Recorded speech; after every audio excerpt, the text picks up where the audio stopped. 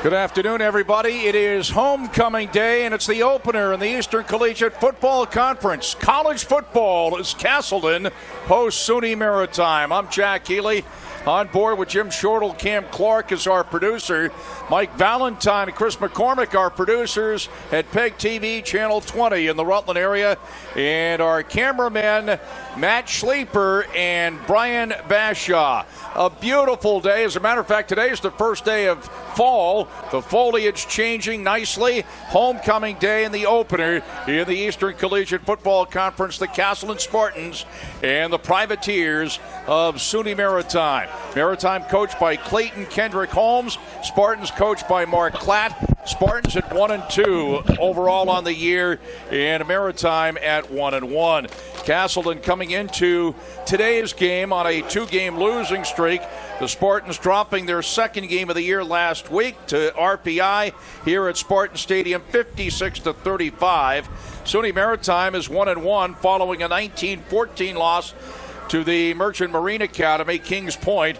The Privateers have claimed all three meetings between the two teams going back to the 2009 season.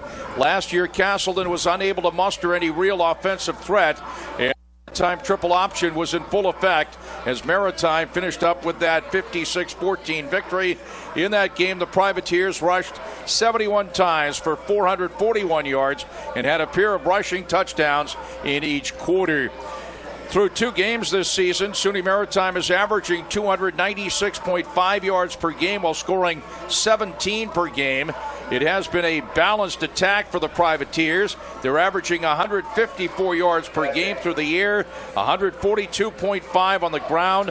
Tyler Trodden has thrown every pass for Maritime so far this season, going 17 of 35, 285 yards, 2 touchdowns, and 2 interceptions. He has also been the team's second leading rusher, 83 yards on 23 attempts. And Gary Bigham leads the team with 84 yards on 24 attempts, 2 touchdowns. Eric Heedles has 8 catches to lead the receiving corps. Defensively, the Privateer defensive unit has been outstanding so far, allowing just 16.5 points per game. Maritime is giving up an average of 349 yards per game overall, but just 114 through the air. Good for number 11 in the nation. And individually, Keith Barnes is ranked 3rd in the country in tackles per game at an even 16. Now, Castleton had some problems stopping the big play last week as they dropped the 50-35 decision to RPI. 6 of RPI's 8 touchdowns came on plays of 20 yards or more. And the Spartans allowed 605 total yards to the Engineers.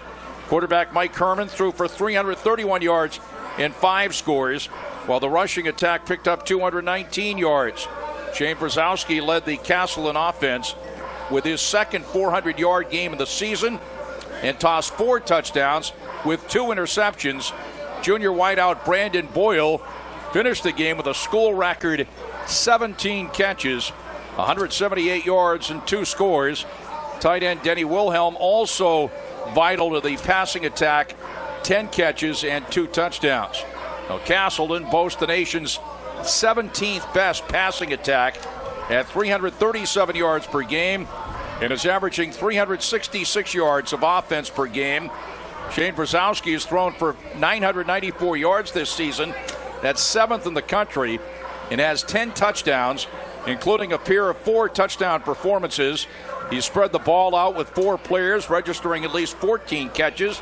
Brandon Boyle leads the receiving corps with 4 touchdowns and ranks number 3 in the country in receptions with 27 and 13th in receiving yards at 325.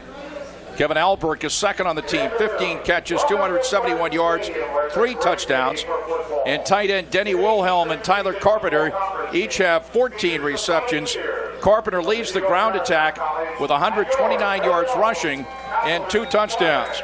Now on the defensive side, Castleton certainly has struggled to contain the run this season, allowing an average of 270 yards per game on the ground.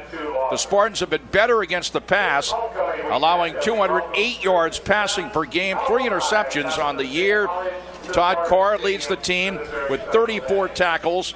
Mick Wong is second with 27. Josh Osborne and Cameron Laundrie each have 21. Brandon Bergeron leads the team with 2 interceptions, 4 passes defensed, and also a pair of breakups. Castleton, a 6-9 career record here at Spartan Stadium. Shane Brzezowski has thrown at least 2 touchdown passes in 8 straight games and in 11 of his last 12. Last week, he threw for 400 yards for the 9th time in his career, and Brzezowski set a new program record with 41 completions last week. So 2 offensive records were broken. Brzezowski 41 completions, and Brandon Boyle had the 17 catches. Again, both school records. We say a very nice day for football. A breeze as you look out going right to left as you can see our camera angle pointing toward the stands. Soon they'll be filled on this homecoming day here at Spartan Stadium. The breeze again right to left, clouding up somewhat, but a nice day for football on this first day of fall. Let's check the starting lineups. First of all, for the SUNY Maritime Privateers, on the defense, starting at defensive end, number 4, Hugh O'Brien, a 6'1", 210-pound sophomore. Also at defensive end, number 28, Nick Coffey, a 208-pound sophomore. At the tackles, number 56, Jean Baptiste, a senior, 6 foot, 310-pounder. He is number 56. Starting at defensive tackle as well, number 92, Donnell Laborde, a 5'10", 216-pound sophomore. Starting at the linebacking spots, number 40, Keith Barnes, a 6 foot, 240-pound senior. Also number 51, Duke Alvora, a 5'11", 215-pound sophomore. And number 58, Pat Lasher, a 6'2", 225-pound senior. At the corners, number 5, Jeremy Garcia, 5'5", 152-pound junior. And number 23, Chris Class, a 5'11", 160-pound junior. Free safety, number 22, Ryan McCoy, a 6'1", 210-pound sophomore. And at strong safety, number 26, Chris DeLuca, 5'9", 185-pound sophomore. For the Privateers offensively, starting at center, number 53, Andrew Cosby, a 6'2", 278-pound junior. Starting at the tackles, number 71, Noah Collins, a 6 foot, 263-pound junior. And Larry Cohen, number 72, a 6'3", 254-pound senior. Starting at the guards, number 77, Andrew Cohen, a 6'3", 250-pound senior. And also number 78, Seamus McDaniel, a 6'3", 283-pound freshman. Starting at quarterback, number 13, Tyler Trodden, a 6'1", 185-pound junior. Starting at running back, number 29, Andrew Lalonde, a 5'9", 175-pound junior. And also at running back, number 3, Fritz Jean, a 5'9", 175-pound senior. Starting at fullback, number 11, Gary Brigham, a 5'8", 227-pound junior. I beg your pardon, that's a misprint on the lineup. That is Bigham, Gary Bigham.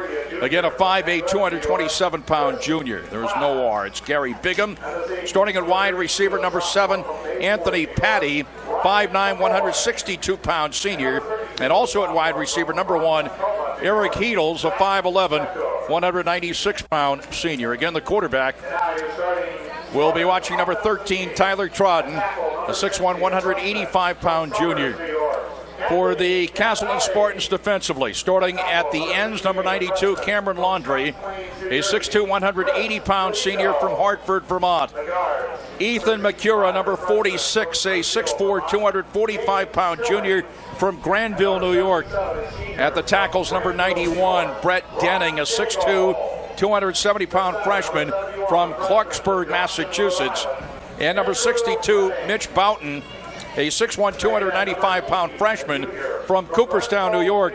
At the linebackers, number 53, Todd Carr, a 5'11", 220-pound sophomore from Ticonderoga, New York. Number 54 getting the starting nod, former basketball player at Castleton from nearby Benson, Vermont, played his high school ball at Fairhaven Union High School. Number 54, Keith Schneider, 6'2", 215-pound senior. Also a linebacker, number 1, Mick Wong, 5'7", 195-pound junior from Hartford, Vermont. At the corners, number 6, Brandon Bergeron, 5'9", 170-pound senior from Hartford, Vermont. Number 11, Peter Mancini, a 6'2", 190-pound freshman from North Smithfield, Rhode Island. At strong safety, number 37, Mike Perrone, 6 foot, 210-pound freshman from Lake George, New York.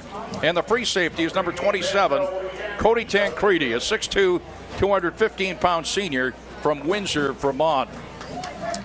For the Spartans offensively, starting at center, number 71, Andrew Bredding, a 6 foot, 260-pound freshman from Johnston, Rhode Island. At the tackles, number 75, Stephen Latka, a 6'4", 290-pound freshman from Hartford, Vermont. And number 67, Jordan O'Grady, 6'2", 265-pound freshman from Milton, Vermont. At the guards, number 70, Matt Raggi, 6 foot, 300-pound freshman from Fort Edward, New York. And also Ron Daigle, 6 foot, 300-pound senior from Granville, New York. Starting at quarterback, number 7, Shane Brzezowski, 6 foot, 185-pound senior from Rensselaer, New York. Starting at the running back spots, number 39, Tyler Carpenter, 5'11", 218-pound senior from Fort Edward, New York. He's a running back. And at fullback, number 45, Sean Roth, a 5'8", 195-pound freshman from Allentown, Pennsylvania. Tight end, number 80, Denny Wilhelm, 6'5", 260-pound junior from Glens Falls, New York. And at wide receivers, number 49, Tyler Combs, 6'3", 185-pound sophomore from Colchester, Vermont. And Brandon, number 10, 5'9", 172-pound junior from Springfield, Vermont. So again, Brzezowski starting at quarterback, running backs Tyler Carpenter and Sean Roth, Combs and Boyle at wide receivers, and Denny Wilhelm at tight end. We'll get some comments from Jim Shortle as our pregame show continues. We're going to take a break and we'll be right back here at Spartan Stadium. We're going to take a look at some of the highlights in last week's loss to RPI coming up after this timeout. Why did I choose Castleton? Castleton is big enough, so there's a lot to do. It's small enough so I can really get involved. Sports. Theater and music. Radio and TV. Internships and community service. There's a real sense of community. And lots of opportunity. And Castleton is in Vermont. That means hiking, biking, skiing, and riding. Visit castleton.edu to learn more about Castleton. Good afternoon, everybody, and welcome to college football this afternoon at Spartan Stadium as the Castleton Spartans host the Engineers of Rensselaer. Brzezowski. And great catch over the middle, and Brandon Boyle is down at the 50-yard. Brzezowski lobs it toward Boyle. He runs underneath. Touchdown. 2:53 to go in the first quarter. And here it is again. And Shane Brzezowski recognized the blitz automatically. He instantly, I should say. And he knew that all he had to do. Herman on first down. Little play action. Steps up, and he's going to be tackled and sacked. They certainly have the weapon behind in Mike Herman. Herman lets it fly. He's got a man there. Caught at the 10 to the 5. Touchdown. 10 RPI, the Spartan 26. And after the fake, straight ahead, Herman, far side, to the 10 to the 5. Touchdown. Play for Herman and company. Play action. Pumps once, moves to the left, looking, shoots it long, and it is caught for the touchdown. Weber on the catch. Yes, he's got it for the touchdown. For the Spartans, Brzezowski out of some trouble, throws, and it is complete to Albert. A nice catch down. Quick throw, complete to Albert. Nice inside move, 25-20. An inside move again to the 15 to the 12-yard. Happen right here. Carpenter straight ahead. He's in. Touchdown. A 1-yard plunge for Tyler Carpenter. It's 21-13 RPI. Mike Herman and company for RPI. Throws it out complete to Caswell. And actually, Caswell throws wide open there. Burpo, and he's down at the 5-yard line. And the kick, is blocked right into the line of scrimmage. And so the Spartans will be trailing by 2 touchdowns going into the locker room here at halftime. Both very, very powerful. And Herman dives toward the flag. He's got a touchdown. Brzezowski. Far side. Boyle comes back, and did he make the catch? Oh my, what a tremendous catch by Boyle. Catch, extends himself right out, one-handed, just concentrates on the football, hauls it in, hits the turf, does not lose control of it. Great catch by Brandon Boyle. Near 39-yard line. Brzezowski throws to Alberg. He's there to the 10, to the 5, to the 4-yard line. Brzezowski to Boyle. Touchdown! On 4th down. Down pass again. You see Shane Brzezowski look off. He looked at the receivers on the right. He had trips out there. He goes back to the left side of the football field where Brandon Boyle is one-on-one with his. He's got the good stick, the one. That's right. Here's Brzezowski on 4th down, and Wilhelm on the catch down at the 12-yard line. 18-yard pickup and a 1st down. And just over the outstretched hands of. Second down play. Brzezowski throws, and he's got the touchdown to Wilhelm. Here come the Spartans with 45 seconds to go in the 3rd. Herman moves to the left, looking, shoots it toward the end zone. Touchdown, wide open in the end zone with Steve Burpo, and RPI comes right back to the football. Brzezowski pumps once, throws far side, Boyle there, and he makes the catch at both feet in bounds and falls out of bounds out of penalty. 1st and 10 RPI at the Castleton 40 as the throw down toward Weber, diving catch, touchdown. Nick Weber on the catch. 1st and 10 for Herman and company. Pumps once, pumps again, fires, and he's got another touchdown. Oh my. Brzezowski throws, and Wilhelm dives into the end zone for the touchdown. Take a knee right here. That'll be it. A solid win for RPI, but a very entertaining ball game. As the clock runs down, the final score, RPI 56 and Castleton 35 as RPI goes. Jack Healey, Jim Shortle back at Spartan Stadium as our pregame show continues. SUNY Maritime and Castleton, the opener in the ECFC, the Eastern Collegiate Football Conference. We just saw the highlights, and there were a whole bunch of them in that game last week. 17 catches for Brandon Boyle, including just a couple of highlight reel catches from Boyle. He made a diving catch in the middle of the field and also that great catch at the sideline, keeping both feet in bounds, even though he didn't have to in college. He only had to keep 1 foot in bounds. Just want to mention, we went by the starting lineups for Castleton. Certainly, we mentioned the starters, but we know that Kevin Alberg at wide receiver will see a lot of action today for the Spartans, number 15. We also want to make mention of linebacker Todd Carr, number 53, the 5'11", 220-pound sophomore from Ticonderoga, New York. This past week, he received the ROTC scholarship, which takes care of a good bulk of his education for the rest of the time here at Castleton. He is a member of ROTC, and he did receive the ROTC scholarship, so congratulations to him on that.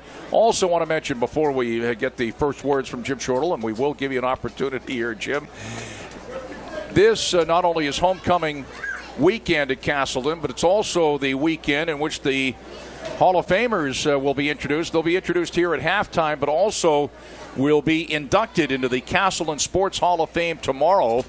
And it is my pleasure tomorrow to be introducing Rutland native Mark Garrow, who has, for the past several years, been working for the NASCAR radio networks down in North Carolina. There are a few, and he has been in Charlotte, North Carolina, or that area, for the past several years. After growing up in Rutland, he's a Castleton grad. He's also a 5-time Vermont Golden Gloves boxing champ, a 2-time New England Golden Gloves boxing champ. It is my pleasure to be introducing Mark tomorrow. He is here. We saw him briefly. He just dropped in for a moment while we were watching the highlights, and we'll be talking to him here at halftime of this game today between SUNY Maritime and Castleton. By the way, also going into the Hall of Fame, the women's basketball team from 97-98. here at Castleton. And also Jeff Simons. By the way, Mark is the class of 81 at Castleton, Mark Garrow. But Jeff Simons, class of 2000, men's lacrosse, the most prolific scorer in the history of men's lacrosse here at Castleton. He'll be going into the Hall of Fame as well tomorrow. And I believe they'll be introduced here at halftime as part of the homecoming ceremonies. Let me introduce now, formally, Jim Shortle, quarterback of the 1976 Division I state champions in the state of Vermont, Mount St. Joseph Academy. Here's Jim Shortle. Thank you, Jack. I had you a little bit older, not 1961. I don't want to be 1976. I don't want to be any older than I am right now, but I have to go back to the great introduction for Mark Garrow. He had a great boxing career here in Rutland, and I think that one of his one thing we have to attribute to his success to is he had a dynamite coach, and that was his father, Tommy Garrow, who was an outstanding boxer way back when, and he was also a New England champion. So congratulations to the Garrow family in general, because it's certainly a dynamite family. He's been in the Rutland area for a lot of years, and Mark now is just in the middle of a great successful career down in the Carolinas in the NASCAR circuit, and congratulations to him and everybody else that's going to be inducted tomorrow afternoon. Actually, tomorrow morning. Or tomorrow morning. Is the induction. But Jim Shortle with us, and Jim, this is, of course, obviously an offense that puts a lot of points on the board, but it's kind of the story of the immovable object against the irresistible force, because this SUNY Maritime defensive unit has only given up a little over 16 points per ball game. So it should be interesting. Castleton certainly was in the game last week, had an opportunity. You might remember they were down by 2 touchdowns. Had eventually cut the lead to 1, but also in the fourth quarter had an opportunity to cut the RPI lead to 1 touchdown. The interception at the 5-yard line, a great interception by the RPI defensive back, and RPI turned around, went 95 yards per score. There were several third down and long opportunities for RPI last week. So, and they connected. They, for the most part, were able to cash in on that. So Castleton defensively could not make any big stops on third down, and that was part of the problem.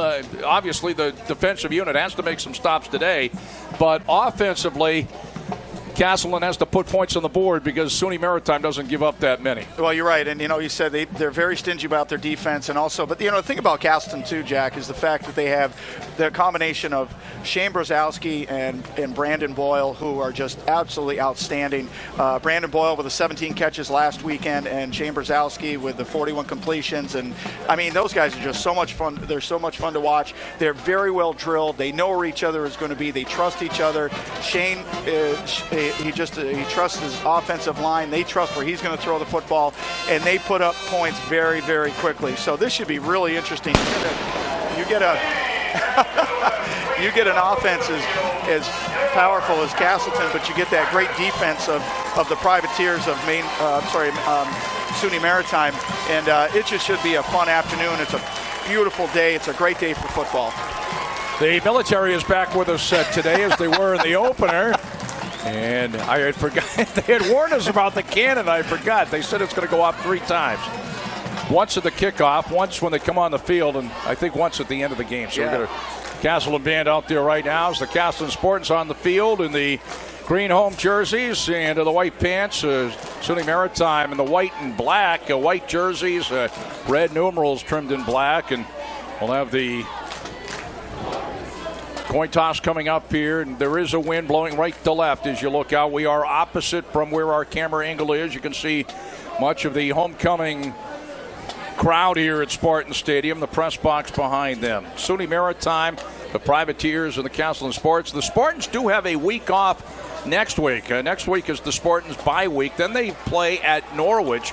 Norwich has a bye week this week, and I wouldn't be surprised if Norwich head coach Mark Merniak isn't here. I mean, he has an opportunity to not only scout Castleton, his next opponent, or actually it wouldn't be the next opponent because that would be in 2 weeks. Norwich does have a game coming up, but also SUNY Maritime. So he'd have, let's put it this way, have an opportunity to scout 2 of his opponents in the Eastern Collegiate Football Conference, if indeed he is here, and I'm sure he is. But we're going to listen in to the Castleton alma mater and our national anthem.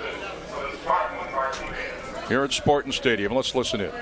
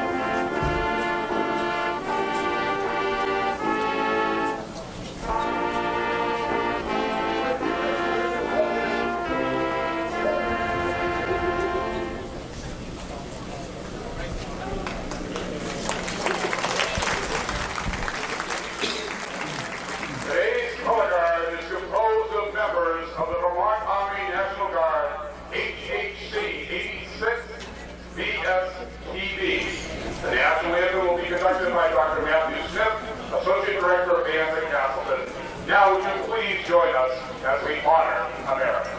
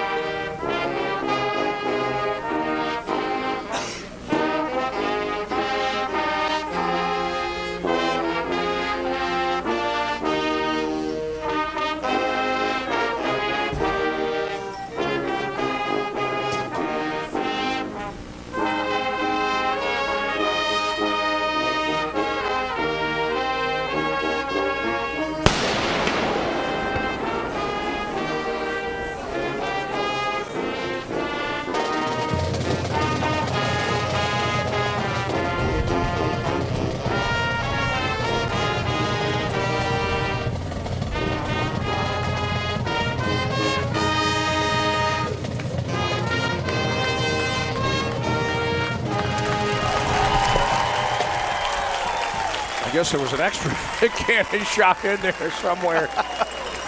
It's the Vermont Army National Guard being honored here as well, and as well they should be. They certainly should be. Yes. Certainly great to have them with us, and we salute them all. And we salute them, thank them for their service. Yeah, there's no question. They're special people. Captains meeting at midfield. Now, we mentioned the captains for Castleton. The defensive captain is Cody Tancredi. The offensive captain is Tyler Carpenter. Nick Wong, who will not be going out, only Tancredi and Carpenter, is actually the special teams captain. Once or twice when Nick Wong has made a tackle, I've said defensive captain, but he's technically not the defensive captain, but he is one of the captains, special teams captain. Cody Tancredi is the defensive captain. And they also have, I believe, game captains going out as well this time will be Cameron Laundrie. Actually, let me just take that. There are actually four captains. Cameron Laundrie is the fourth captain, but the two captains are Cody Tancredi and Tyler Carpenter. The co-captains or assistant captains, if you will, for example, as you might see in hockey, are Cameron Laundrie and Mick Wong. And Cameron Laundrie is going out, joining Tancredi and Carpenter. Well, you know, the thing about Mick Wong is that he is so intense, and what a great decision on the coaching staff of Castleton to put him on the defensive side of the football for the Spartans. He's been nothing but spectacular so far. Gary Bigham and Eric Heedles, two of the captains, along with Chris DeLuca, number 26, who is not going to be playing. SUNY Maritime has won the toss and will be receiving, defending the goal to your left, going left to right here in the first quarter. Castleton kicking off, going right to left here in the first quarter. Castleton will have the wind at its back. There is a wind. You saw the flags during the playing of our national anthem.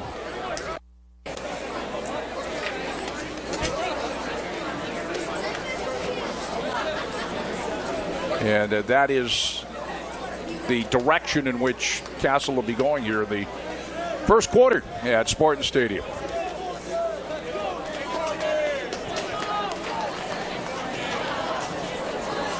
And, right off the bat, people look at, who's going to get the ball first, who's going on defense first. And, I don't go quite that deep. I look at the special teams going out on the football field right now because they're the ones that set the tone right away. It depends on what kind of kick is scheduled, where they're going to place it. And, the guys on the defensive side of the football keeping their lanes. And then, the guys on the offense for the Privateers trying to set up a return and set a tone, like I said.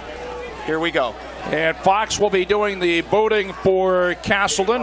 One of the deep men is Fritz Gene, number 3. There goes the cannon again. Gene has it at the 12-yard line as he returns to the 30 and tripped up at the 32-yard line. Down there in the special teams for Castleton to make the tackle is Peter Mancini. So indeed it was Fritz Gene on the return. And we're underway here, homecoming day, the opener in the Eastern Collegiate Football Conference at Spartan Stadium, SUNY Maritime. The Privateers, again coached by Clayton Kendrick Holmes. The Castleton Spartans coached by Mark Klatt. The center leading the team out of the huddle is Andrew Cosby, number 53. The quarterback, number 13, Tyler Trodden. They like to run the option. Trodden's only thrown like 35 times this year. Brzezowski does that in about a quarter and a half as the handoff goes straight ahead. That's Gary Bigham out to about the 36-yard line. Picked up about 3. It'll be 2nd and 7. Cameron Laundrie on the tackle for the Spartans. And, the thing about the offense of SUNY Maritime is, they are running the option. And the last 2 games that we've had here at Spartan Stadium, Plymouth State and also with RPI also ran the option. So the Spartan defense has got its fill of offenses with the option so far. Double wing set and one setback as Trodden on the quarterback option, and he manages to squeeze his way out to about the 49-yard line after the fake to the fullback. Picked up about 13 as Brandon Bergeron made the tackle for the Spartans. So 1st and 10, SUNY Maritime. And here it is again, Jim. Just a great read by Tyler Trodden. He just saw the defensive end come up and the corner come up, and they came upfield, and he just decided instead of pitching it, he's going to turn his shoulders and his hips downfield and let it go. They're going to mark it at the 50-yard line, just underway, scoreless. First drive of the ball game, and the first big defensive play of the ball game for the Spartans as the handoff went straight ahead, and nothing there for Bigham, wrapped up and driven back by Ethan McCura out of nearby Granville, New York. 2nd and 10 at just about the 50 for SUNY Maritime. And I think what Castleton wants to do today, Jack, is they want to, like you mentioned earlier, how Trodden has not thrown the ball very much this year, and I think that's what Castleton would love to see is make the offense do something they're not accustomed to doing, and also what they don't really want to do. And the double wing setup. Tyler Trodden is a 6'1", 185-pound junior, number 13, the quarterback. That's Gene in motion. And again, the option for Trodden, and he takes it far side, turns the corner on the option down to about the 33-yard line. And he picked up about 17 in the first down. Keith Schneider out of nearby Fairhaven, Vermont, actually from Benson, Vermont, went to Fairhaven Union High School. Here it is again, the option by Trodden, and another SUNY Maritime first down. Schneider playing football. He's got a year of eligibility left. He was a standout member of the Castleton basketball team throughout his athletic career here at Castleton. Now playing football. 1st and 10 Maritime at the Castleton 33-yard line. So Maritime's picked up a couple of first downs here. Again, the option, Trodden straight ahead and tripped up by Bergeron down at the 21-yard line. Picks up 12, and it's another Privateer first down. Well, the thing about running the option is it takes a lot of time to get the option down to the way that Tyler Trodden is running it right now. He's running it to perfection. He's making a real quick read. They're letting the defensive tackle in, and he's making the quick read, see whether he's going to tackle the fullback or not very quickly, and he has, obviously, the stamina and the strength to get downfield himself. Anthony Patty wide to the left and wide right Heedles. Again, the double wing setup, one setback behind Trodden. First and 10, SUNY Maritime at the Spartan 21. Trodden now on the option, and he manages to get by one man and could have been dropped for a loss and managed to turn something out of nothing as he got it inside the 20 down to the 18, picked up 3. Yeah, that play actually, that was a broken play. He expected somebody to come through and so he could put the football in their belly and ride him into the hole, see if somebody tries to tackle him. If not, he's going to let them carry the football. If not, they get tackled, he's going to pull the football back out, but there was nobody there. And he made something out of nothing. Picked up 3. It'll be 2nd and 7 for Maritime at the Castleton 18-yard line. Maritime going left to right, scoreless, 11:22 to go in the first quarter, and this is the first drive of the ball game. And this time, again, the option, and Trodden knocked down at the 16-yard line.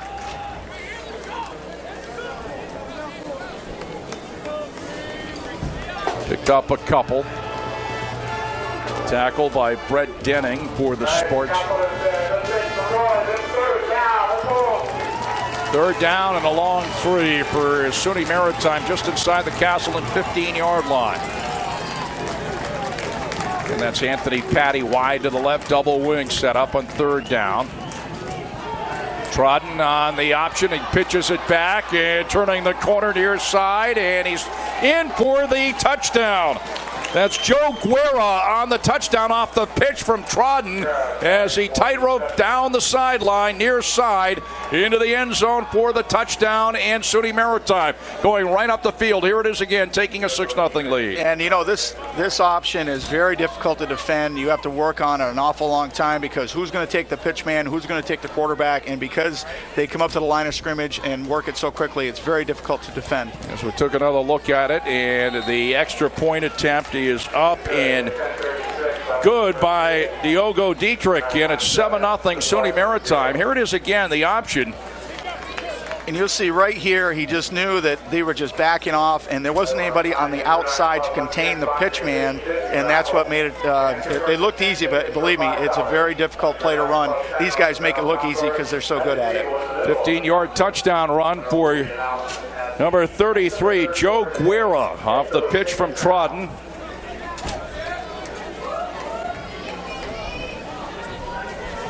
And the extra point, Diogo Dietrich.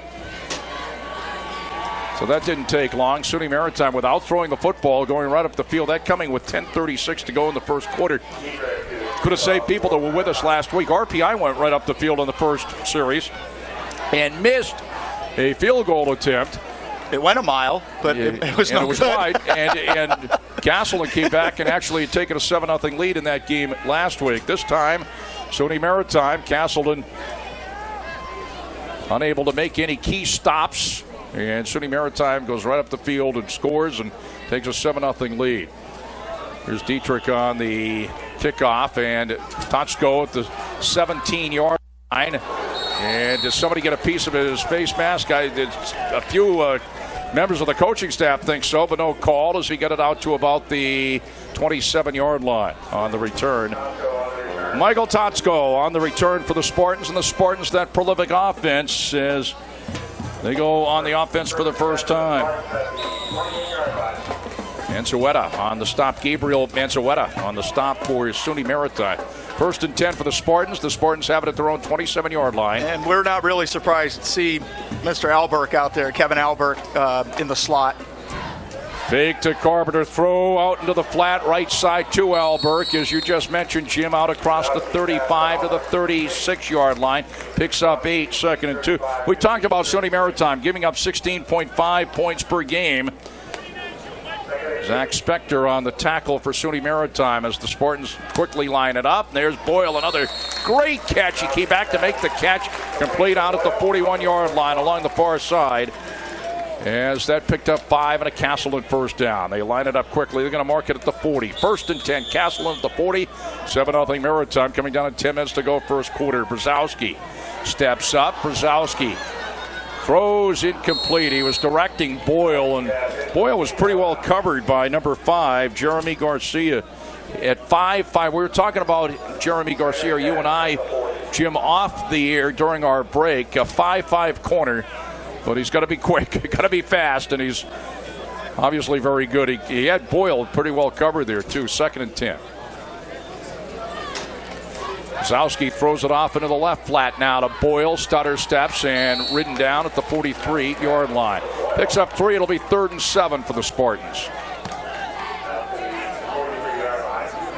And, every once in a while that, we see Castleton trying to shake up their offense a little bit, and all of a sudden we see Shane Brzezowski under center. We don't see that very often. It's a no-huddle offense. They get up to the line of scrimmage very quickly, and they love throwing the football. And you got Brzezowski and some great weapons in the receiving corps, so this should be a great afternoon. I think that Garcia might have his hands full a little bit if he's going to be covering Brandon Boyle. Brzezowski steps up, throws down the middle, and it's Alberg on the catch. SUNY Maritime territory at the 45. He was pressured a little bit. 12-yard pickup. Brzezowski to Alberg coming over the middle. 1st and 10 Castleton. So the Spartans quickly coming back. Here it is again, Jim. And what a great play by Shane Brzezowski. He looked off his receiver on the right, and he caught Kevin Alberg coming across the middle, and the safety just didn't have any time to react to it. That was a well-run play. Brzezowski shoots it down the middle, incomplete. He overthrows his intended receiver down around the 22. That's Higgins. There is a penalty marker down.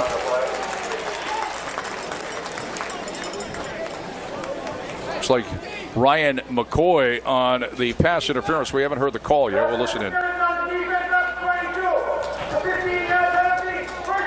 It is a 15-yard penalty. That is pass interference. 15 yards and a first down.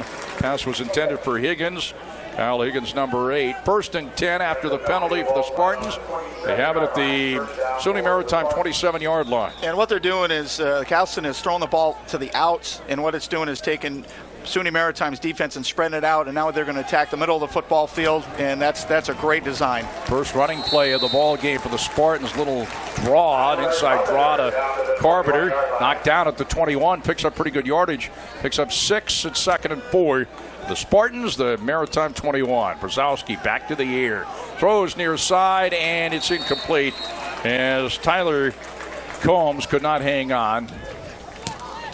7-0 Maritime with 8:32 to go here in the first quarter. The 15-yard touchdown run by Joe Guerra. As SUNY Maritime went right up the field after getting the opening kickoff. 3rd down and 4 for the Spartans at the Privateer 21-yard line. Spartans in green going right to left. Brzezowski throws toward the end zone, and it's incomplete. Intended for Alberg toward the right corner of the end zone. And it'll be 4th down coming up. Here it is again as Brzezowski moves to his right. See Alberg going down into the end zone on the pass pattern. And what a great block by Tyler Carpenter to give Shane Brzezowski just a little more breathing room as far as a passing window down the field, and it was just outside of the outstretched fingers of Kevin Alberg. 4-down territory for the Spartans. 4th down and close to 4 at the SUNY Maritime 21-yard line with 8:26 to go here in the first quarter. Castleton going right to left. And Brzezowski calls for a timeout. SUNY Maritime went right up the field and scored on the 15-yard touchdown run by Guerra. Castleton calls for its first timeout here in the first half to talk it over here. And 4th down and close to 4 when we come back after the timeout. You know what I was going to say? There's running the option with SUNY Maritime. Trodden has run the ball quite a few times already. During the course of as the game wears on, he's going to be probably giving the football to his fullback or whoever is the up back just to take, because he's going to take a beating if he continues to keep pulling the football out of their belly and taking it himself, because Castleton actually does defend the run of that very well. The pitch they've had a little problem with, so I think you might see that a little different as the game wears on. We mentioned the Privateers give up 16.5 points per ball game.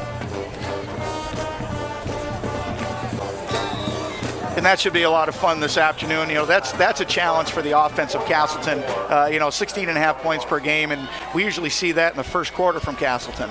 Castleton, on the other hand, is the nation's number 17 best passing attack. By the way, Brzezowski only needed 6 yards to go over 1,000. He's over 1,000, well over 1,000, and it's incomplete, but another Pass interference call. Wilhelm, the intended receiver, down around the 10-yard line, but for the second time in this drive, it appears that SUNY Maritime is going to be called for pass interference, and they are. There it is again. And it'll be half the distance to the goal line, and a first down for Castleton. Helped out that one, certainly huge on fourth down. Yeah, the thing about that is it's nice to get a little bit of help, but they don't want to be concerned too much about that. I mean, if you're coming across the middle of the football field as a defender, you can make a play for the ball, but you can't push the guy in the back. So it's going to be 1st and 10 for Castleton at the SUNY Maritime 12-yard line. A couple of big pass interference calls against the Privateers. Brzezowski throws to the end zone, incomplete. And had Alberg, and it looked like Wilhelm in the end zone, but they were pretty well covered. It'll be 2nd and 10 for the Spartans at the SUNY Maritime 12-yard line. Yeah, I think what will happen now is they'll probably put the ball in the hands of Tyler Carpenter. They're down on, the 12-yard line, and they just want to punch it in, get on the board. It's still the first quarter. There's a lot of time left in the first quarter, but they want to get on the board right now. They're inside the red zone. Brzezowski swings it out to Carpenter, and a nice open field tackle, and lost a couple to the 14. Number 58 on the tackle. Pat Lasher, senior linebacker for the Privateers. Big play there. It was complete, but it lost a couple, and it'll be 3rd down and 12 for the Spartans at the Maritime 12-yard line, or the 14-yard line. The 12 was when the Spartans picked up the first down after the second pass interference call. It's now at the 14. 3rd and 12 at the 14. Shane Brzezowski steps up to the end zone. Touchdown, Tyler Carpenter. The Spartans are on the board. Shane Brzezowski. The Tyler Carpenter, a 14-yard touchdown pass, 7-6 Maritime. And Shane Brzezowski is just doing what he does best. He's waiting and waiting. The pocket started to collapse a little bit. He stepped right up. He knew exactly where he was going to throw the ball. He looked off his receiver, had his eyes down the middle of the football field, turned. Nice pass down the sideline to Tyler Carpenter. 6 points, Castleton. Fox in to attempt the extra point. Higgins the holder, and it is no good, wide to the left.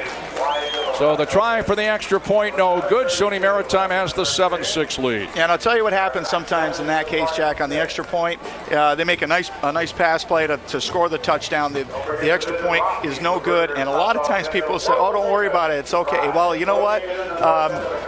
You have a defense like SUNY Maritime who only gives up an average of 16.5 a game. You need every point that you can get. So I think they're going to discuss this right now, what they might want to do next time. So the Spartans do get the touchdown going right up the field, helped out considerably on a couple of pass interference calls against SUNY Maritime, including one that gave the Spartans a 1st and 10 at the 12-yard line. Here it is again, the touchdown pass to Carpenter. And actually, it wasn't bad coverage either. That was just a great throw by Brzezowski and a great catch by Tyler Carpenter. And I think probably on the defensive side of the ball for Castleton right now, when they were on the sidelines, they were probably talking about that somebody needs to take the pitch man on the option. If that happens, then Trodden really doesn't have much choice. He's either going to have to take it himself or give it to the fullback. Gene on the kickoff reception. There's a penalty marker down. Gene gets it out to about the 27-yard line. And it looks like a block in the back against SUNY Maritime. We'll listen in here. Maybe we can notice it on the replay. We have that coming up. But the return by Fritz Gene, number 3. It is a block in the back. And you'll see it come into your picture right about there. That's probably one of the easiest calls the official is going to make. One of the officials is going to make this afternoon. It was only about 8 yards in front of him. From the point of infraction, looks like half the distance to the goal line. You can see it again on the replay here. As SUNY Maritime will have it 1st and 10 back at its own 9-yard line. That touchdown pass for Brzezowski is 11th of the year. Carpenter with his 3rd touchdown of the year. But the kick was no good. 7-6 Maritime with 7:25 now to go in the first quarter. Tyler Trodden, the quarterback for SUNY Maritime, runs the option with one setback and a double wing setup. And You saw Guerra in motion, who scored the touchdown earlier, and not much there for the fullback going straight ahead. It picked up maybe a yard or two. Well, the thing about the offense we're seeing this afternoon from SUNY Maritime, it's very similar, obviously, to the offense we saw from Plymouth State and also the offense we saw from RPI. Very deliberate. They spend a lot of time on the field. They use a lot of the game clock, and I think Castleton is going to get wise to it very quickly. It was Bigham on the carry. Picked up a little bit more than it looked. He picked up close to 3. It's 2nd and 7, and SUNY Maritime picks up the first down as the ball carrier again is Bigham off the left side, out across the 20 to about the 23-yard line. Picked up 11. That's another first down. Brandon Bergeron with the tackle. And as is the case, Castleton certainly puts points on the board, but the key is, can the defense make any stops? And some very good individual defensive players on this defensive unit. But again, going up against some offenses that can put points on the board. There was Endicott, there was RPI, and as it turns out, Maritime, unlike RPI, even though RPI certainly was explosive both on the ground and in the air, they know that SUNY Maritime, for the most part, keeps the ball on the ground, as they do there. That's Bigham again out to about the 25-yard line, picks up a couple. Well, that's the thing about, you talk about the offense from RPI, who we saw Mike Herman last week, 6'5", 250, probably throws the football about 75 or 80 yards, and he threw a couple down the field last week. So it's just a contrast in the way that they want to do things with the SUNY Maritime squad. They're not going to throw the ball nearly as much. Anthony Patty wide to the right, a couple of wideouts to the right. That picked up 3. It's 2nd and 7. Maritime has it at its own 26-yard line, and not much there. McWong made the initial hit, but he had some help underneath. That was Gene on the carry.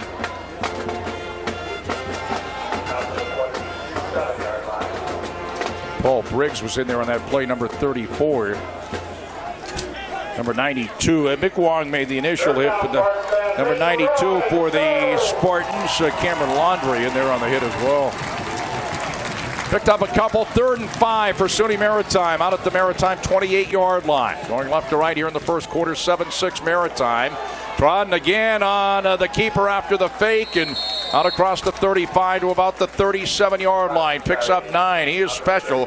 Tyler Trodden on the carry, and it's another Privateer first down. Well, that was a great. Here we see it again right here. Tyler Trodden just is very good at this, and I can't say it enough. Difficult to run. You have to make very quick and accurate reads, whether to hand the football off to your fullback or pull it back and take it yourself. But when he takes the ball back out, he goes up like he was shot out of a cannon. He has quick feet. He doesn't stop them, and that's what allows him, besides being very athletic, to get down the football field. Trodden has a man in motion. Again, this time he fakes and pitches it back, and that time the ball carrier is stopped. Fritz Jean.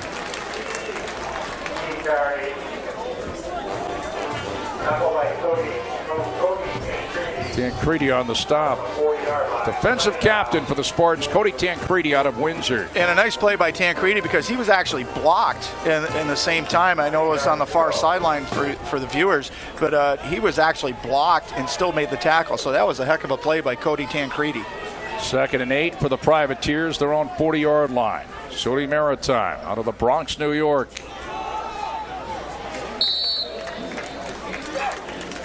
Handoff straight ahead, out across the 45 to about the 47-yard line. That was Paul Briggs on the carry. Keith Schneider on the stop. Out to the 46-yard line, picked up about 7. It'll be 3rd down and 1 for the Privateers. Had an opportunity to go down to SUNY Maritime in the first year of the football program for Castleton back in 2009.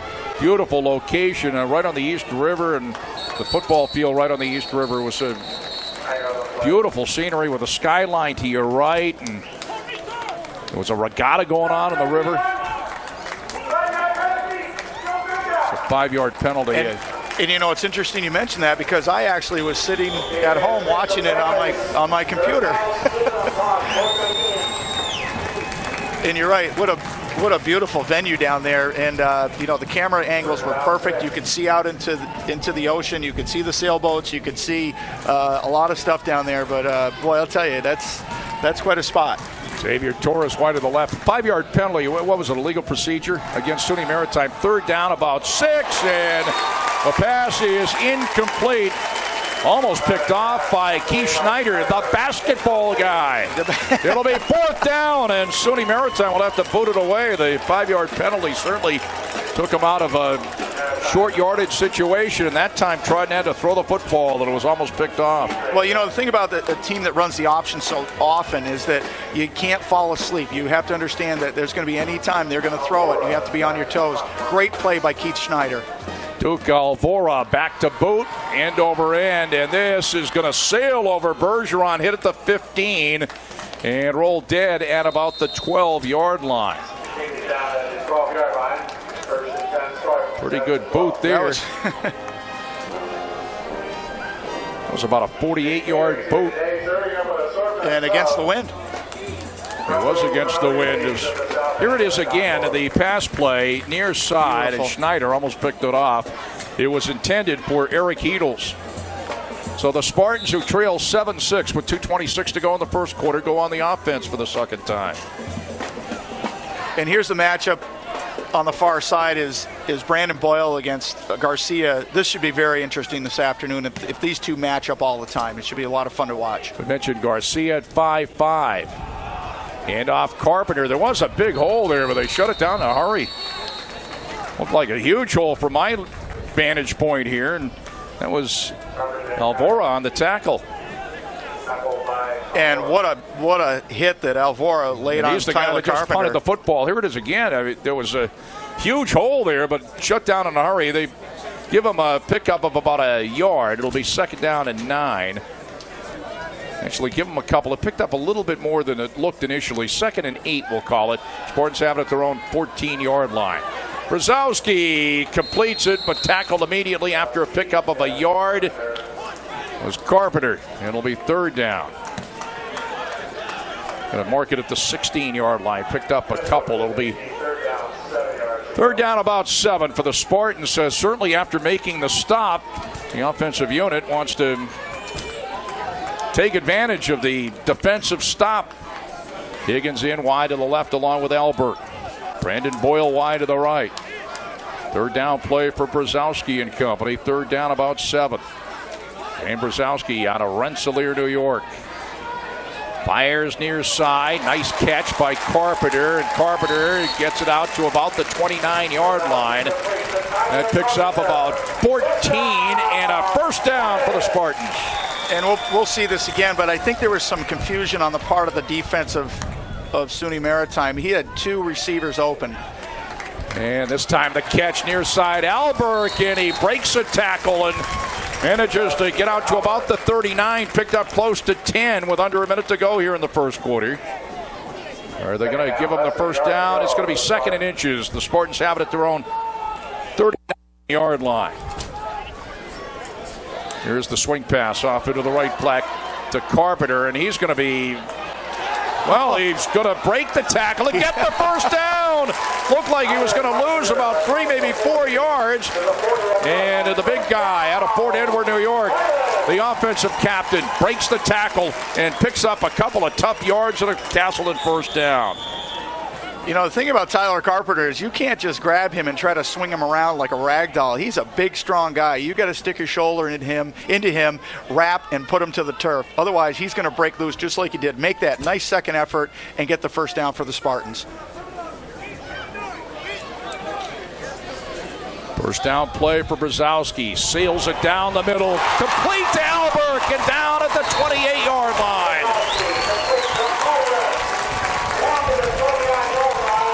On a 33-yard pick on Brian McCoy, made the touchdown-saving tackle. Yeah, and here it is again. You'll see the great protection for Shane Brzezowski. And I'll tell you, Ryan McCoy had pretty good coverage. Here's Brzezowski to Boyle, and touchdown! Just as we came back to live action, a 28-yard touchdown pass from Brzezowski to Boyle. The two hook up again, and the Spartans lead at 12-7. And that's the matchup we were just talking about earlier, is Brandon Boyle against Garcia. Brandon Boyle has just had an outstanding career here, and we're going to see it one more time. Right down the far sideline. Not bad coverage, but just a great throw by Shane Brzezowski. All those acrobatic catches last week. And that's a tremendous catch there, too. Castleton appears like it's going to go for 2 points here, but they do call for the timeout second. Now we could catch our breath here. A little tough to get. But it's great. We're talking about one play, and the next play is underway. But I wouldn't have it any other way. This is fantastic. And that was the final play of the first quarter, by the way. That's the play earlier when Carpenter broke the tackle. He'll try to swing down. him around like a rag doll. He's going to throw him to the ground like a wrestler. And Tyler Carpenter has nothing. He's going to have anything to do with that. He's going to get back up and get the first down, which was a huge play for the Spartans. And here's the touchdown pass again to Boyle. Or no, I beg your pardon. This is Albert. Yep. And that was, I'll tell you, that was great coverage by McCoy. It was he saved a touchdown there, but then right after that, here it is. Here's the touchdown pass. Yeah, like you said, even the replays are coming fast.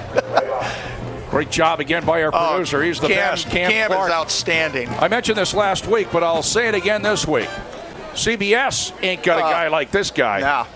Well, don't say it too much. We want to keep him here. Spartans going for two here at the end of the first quarter as they lead at 12-7. Brzezowski out of the shotgun. Boyle is wide to the right. That's Alberg in motion. Brzezowski pumps once. He's got some room. He's going to take it in for the two.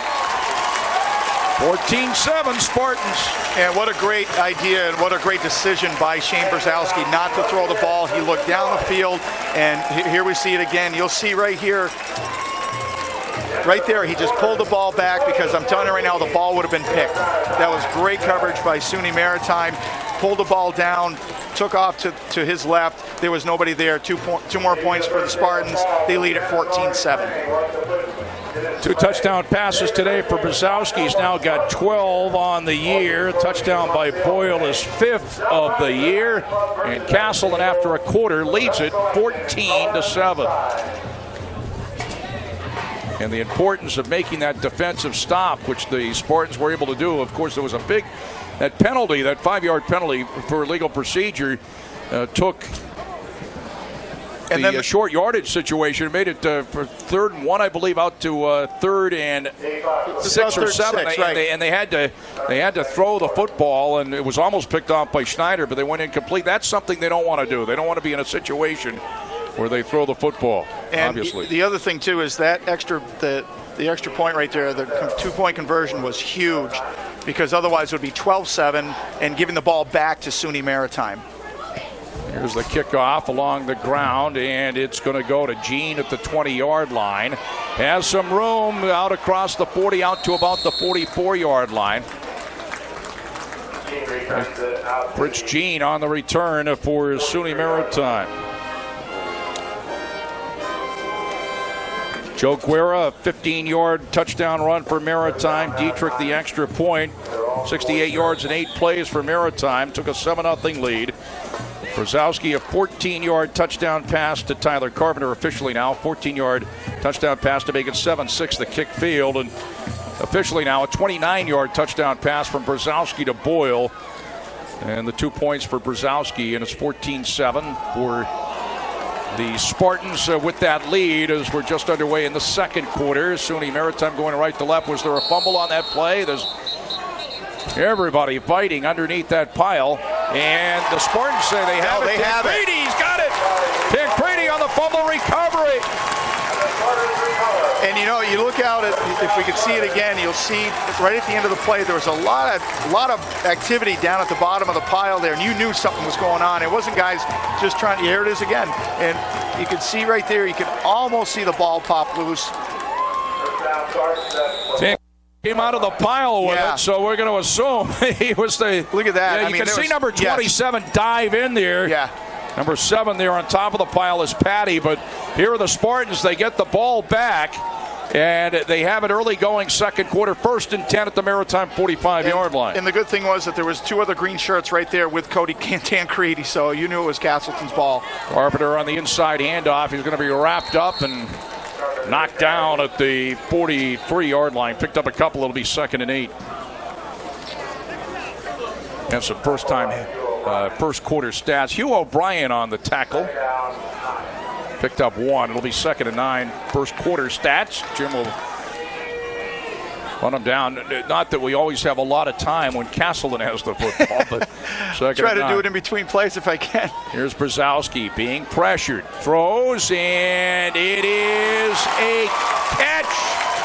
Great catch. Coming back to make the play was Tyler Combs down at the 13-yard line. 31-yard pass completion. Underthrown a little bit for a minute there. I thought possibly Maritime would have an opportunity to pick that off, but Combs made the catch and a first down. Spartans have it at the Maritime 14. Catch by Albert inside the 10 to the 9. It'll be 2nd and 5. And, again, we're trying to get some first quarter stats for you. And there's Brzezowski just about up to the line of scrimmage again. And here's Castleton off to the races. But this is the way they play the game. This is the way they put points on the board. They'll never probably lead a game in time of possession because they just score too quickly. Brzezowski steps up. Brzezowski is going to be hemmed in and dropped at the 8-yard line. A late flag coming in. I think it was a face mask right towards the end of the play.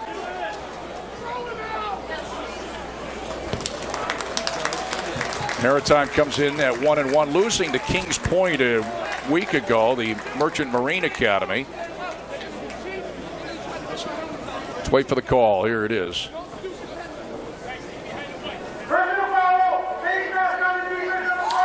You will see it again right here, Jack.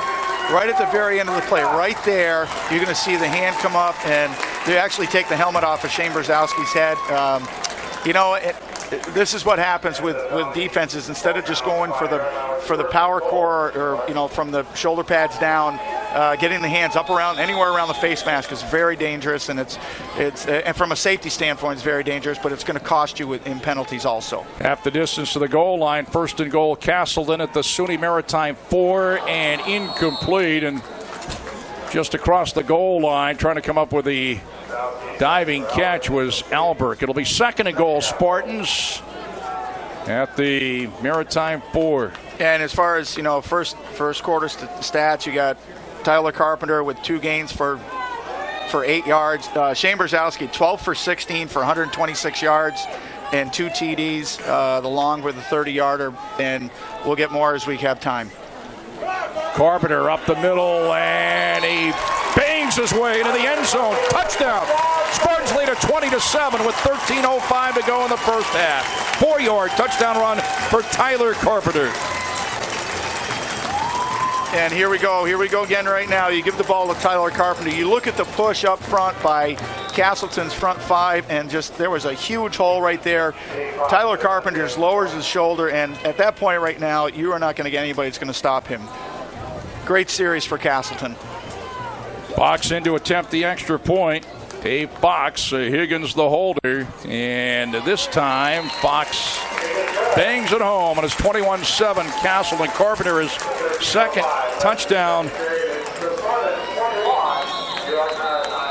of the ball game, as we have a Castleton player who's been shaken up, and that for Carpenter is his 4th touchdown of the year.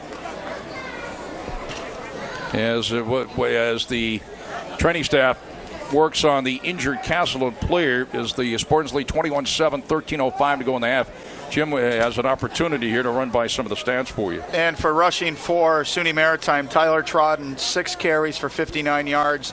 Gary Bigham, 5 carries for 22 yards. Joe Guerrera, one carry for 15 yards. And Paul Briggs, 2 carries for 7 yards. As far as passing, 0 for 1, and that was the play that we thought was really great by Keith Snyder. Great defensive play that gave Castleton the football back. On the other side, I mentioned Shane Brzezowski, 12 for 16 for 126 yards and 2 touchdowns. Tyler Carpenter, two carries for 8 yards, but he just tacked on another TD as we were trying to catch up with this right here.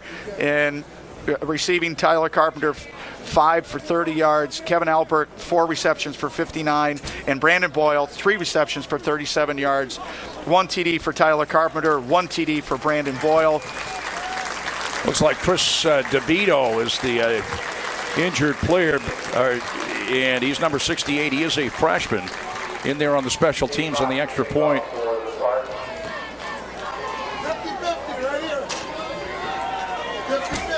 And another, just something else from the first quarter, the time of possession, SUNY Maritime 9 minutes and 28 seconds, Castleton 5 minutes and 32 seconds, but that's the way it goes. They just score so quickly. They're never going to win this time of possession challenge.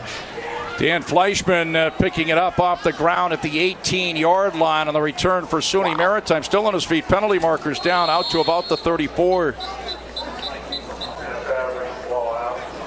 The official threw that marker about 25 yards in the air from the 45-yard line, kind of diagonally to the 35-yard line. This ought to be interesting. I said Fleischman. I believe it's Canapero, number 21. I beg your pardon. First Canapero on the return. But the penalty is against SUNY Maritime. It was number 21 on the return, Canapero. I believe it was a block in the back. I didn't see it, but usually if it's coming from that back. And of course judge. He did make the announcement, but I couldn't quite tell what he said. But anyway, it's 1st and 10. There's another fumble, and this time Trodden recovers it. Back at the 23-yard line. Trodden recovers his own fumble. By the way, that touchdown by Carpenter set up on the fumble recovery by Cody Tancredi. Here's the fumble, and Trodden recovered it. And you see a lot of green jerseys all over the football right now. They're starting to settle in, and what they're doing is they're making great reads like they did against Plymouth State, the first game where the defense was just incredibly good.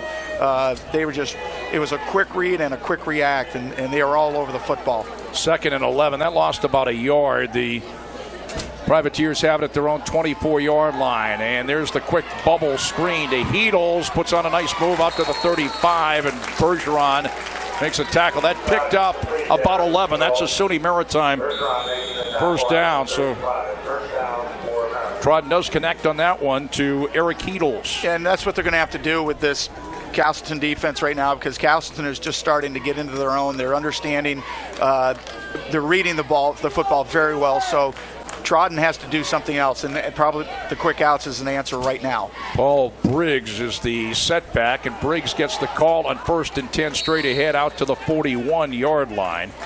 Picked up about 6. It'll be 2nd and 4. Cameron Laundrie there on the tackle for the Spartans, who lead at 21-7. 11:30 to go in the first half. The thing about Cameron Laundrie is he just plays his heart out every single game. He's very passionate about playing football. He's a great leader. He's a great ambassador to the game. He's a good sport.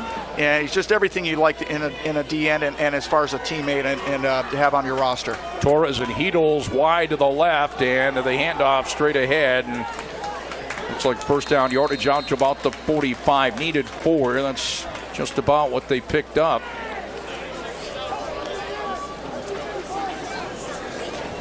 And that again on the carry was Paul Briggs, number 34.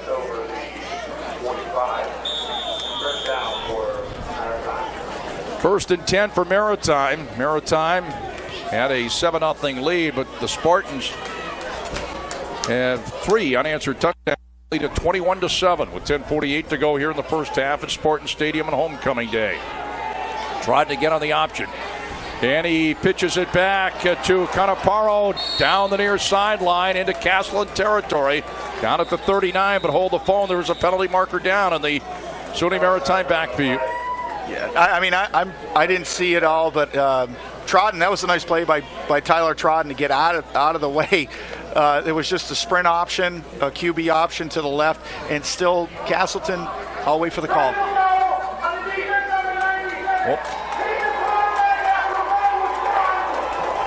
Personal foul on Castleton. So I thought it was going to go the other way. It went on Castleton, and they are going to tack it on at the end of the play, a 15-yard penalty. So SUNY Maritime in business, 1st and 10 at the Spartan 24-yard line. Yeah, that's huge because of the way that SUNY Maritime runs the football. I don't know if we could see the personal foul here. Somebody might have been tackled after the pitch. It was the quarterback that was Trodden was tackled. Briggs straight ahead to the 18-yard line. Picks up 6 at 2nd and 4. Spartans have made a couple of stops, including a fumble recovery, but certainly a long way to go. And we know how, even though SUNY Maritime only allows 16.5 points per game, Castleton's already put 21 points on the board, and got a long way to go. The rule of thumb in the Eastern Collegiate Football Conference is that points are scored. If that is indeed a rule of thumb, but it's 2nd down and 5. Maritime has it at the Spartan 19. Trodden on the option cuts it back against the grain down to the 15-yard line. Looks to be enough for a 1st down. We have a penalty marker down. See what the call is this time. Personal foul again against the Spartans. Half the distance to the goal line at SUNY Maritime.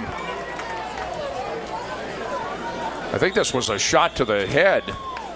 If we could maybe see that again, I'd like to see that. I couldn't see it from here, but we're on a... Well, I'm sure it happened. Oh, yeah. 1st and goal, Maritime at the 8. We could see the other penalty, but I don't know if we could pick it up there. But Trodden. Oh, I see it. Yeah. Here's the quick throw, and it's incomplete. He wanted to go out into the flat to Heedles. Ever so dangerous. As it turned out, it sailed on him. Because if it didn't, look like the closest player to the football was Castleton's Peter Mancini. It's 2nd and goal. Maritime has it at the Castleton 8. Castleton 21, Maritime 7. There's the play again, and there's the penalty. 9:23 to go in the half. No, that was a good call by the official. The play was already down. And I wasn't questioning that you were questioning. No, not at all. No, I just couldn't see it. Straight ahead and down at the 3-yard line. Briggs again on the call, number 34, Paul Briggs. Todd Carr, who's got a brand new ROTC scholarship to his credit this week. We mentioned that in our pregame show. Down to the 4th, 3rd and goal for Maritime. Anthony Patty is wide to the left, number 7, a senior wide receiver. That's Heedles, a senior wide to the right. Double wing setup. Briggs is the lone setback. Briggs the call. Briggs awfully close, and Maritime thinks he got in, but no signal from any of the officials. It's down at the 1-yard line. Ethan McCura on the tackle. It's 4th and goal at the 1. It's actually inside the 1. And we got a timeout.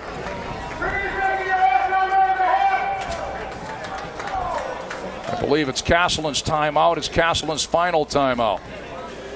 21-7 Castleton, 8:33 to go in the half. It is 4th and goal for Maritime inside the Castleton 1-yard line. A couple of touchdown passes for Brzezowski. Brzezowski's got a touchdown pass to Carpenter, 14 yards, a 29-yarder to Boyle, and Carpenter has a 4-yard touchdown run. Maritime has scored on a 15-yard run by Joe Guerra. All right, Jim. And if you're SUNY Maritime right now, you're on, about the half-yard line? Okay. You've been running the option up and down the field. Have pretty good success with it. You only scored 1 touchdown, but I think some penalties have really hurt them so far this half. I would probably stick with that game plan right now and just try to bull it over and see what happens. And if it doesn't get there, look where you have Castleton. You have them on the 2-foot line, Briggs the lone setback. Trodden, the quarterback, pitches it back, and it's going to go out of bounds. Castleton's football. They're going to call that a forward pass. It doesn't matter. Castleton takes over. That was intended for Gene. And I'm a little surprised. Here it is again. It was that a forward. I saw the official say incomplete. You watch him. I think you're right. He did. Pitch the because they're going to mark it back inside the 1 yard line. Here it is again right now. So they do call it incomplete. Right about there. I think that. Obviously you couldn't catch that. Gene isn't that big, and the thing about Cody Tancredi was coming up to take the pitch man. I don't think they would have gotten the touchdown anyway. Here's Carpenter straight ahead as he tries to get his club a little bit of room out to about the 2 yard line. It'll be 2nd and 9. So the Spartans make another defensive stop. That's been a key here. The Spartans lead at 21-7 with 8:12 now to go in the first half. Jack Healey, Jim Shortle from Spartan Stadium.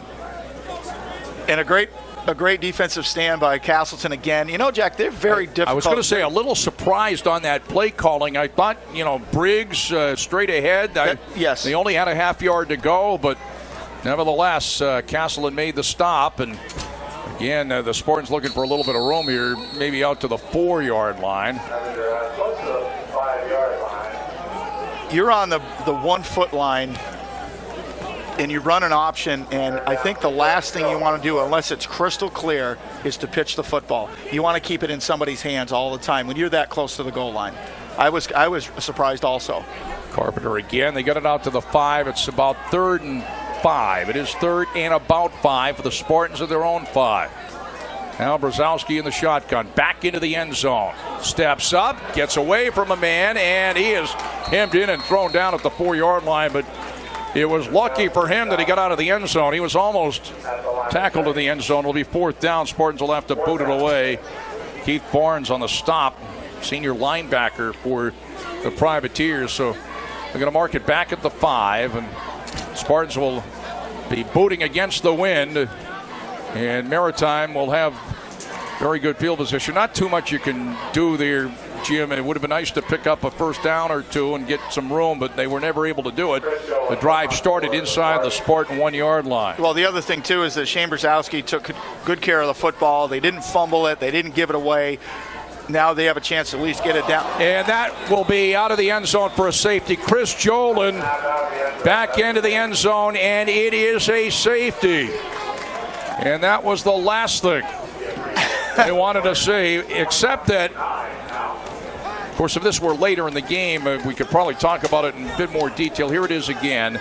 Snap high. Very high. Yeah, that was and he couldn't handle it, and it goes out of the end zone. It's 21-9, Castle, and, of course, a free kick now, and SUNY Maritime will get the ball back. I was going to say the only advantage, and that's something you'd look at maybe late in the game, is that Maritime, in theory, will not have as good a field position as they would have after the punt, but they do get the 2 points and they get the ball back. Well, as far as, just the way things go in football and in sports in general, when something like this happens, it has an effect later on down the road in the game. Think, okay, two points, you just got to kick the ball back. Let's play some tough defense. But sometimes that can come back to bite you, and we'll see what happens. I know they're going to be talking about this, how they're going to continue to take the pitch man on the option, and that's because that's huge. They do elect a punt from the 20, and the Privateers are going to have good field position anyway down at the 41 yard line as returning it. It looked like Gabriel Manzueta on the return. You can either kick off, and actually that was Purcell that punted it there, Jim. Yep. You can either elect to kick off or you can punt. The Spartans decided to punt, and as it turns out, SUNY Maritime's got great field position. This might have been right around where they would have had the football anyway. Yeah, I think you're right. They get the safety, though, and it's 21-9, Castleton, and SUNY Maritime back on the offense. Oh, that was a shot right there. Trodden right up the middle, but Trodden picking up about 4. It'll be 2nd and 6. Todd Carr out of Ticonderoga, New York on the stop. Going to mark it down at the Spartan 37-yard line. It'll be 2nd down and about 6. And Todd Carr laid a lick on Tyler Trodden, and that's what I was talking about earlier was as the game wears on, you might see him giving the ball off a little bit more. Trodden now cuts it back inside on the option as he keeps it inside the 20 and down to about the 18-yard line. picked up 19. He's some 6'1", 185-pound junior. Tyler Trodden, who runs the option to perfection, does a great job. Certainly an offensive deception. And 1st and 10 for Maritime. They were down here just a few moments ago. Turned away on 4th down inside the Castleton 1, but after Castleton went back to punt, the snap too high, a safety, and here come the Privateers again. 1st and 10 at the Spartan 18-yard line. A couple of yards down to the 14-yard line. Trodden's taking matters into his own hands here. I tell you, he really has. He's impressive. He's a tough kid. He's obviously not afraid to run the football. The thing about the Castleton defense, too, is that I think they really need to understand, besides what we're seeing right here with Trodden taking the ball down the center of the field, they have to still watch the outsides. They have to watch the pitch man. And I don't think they're going to have to worry about that right now, but they're going a little bit out of their offense right now. 2nd and 7 as Briggs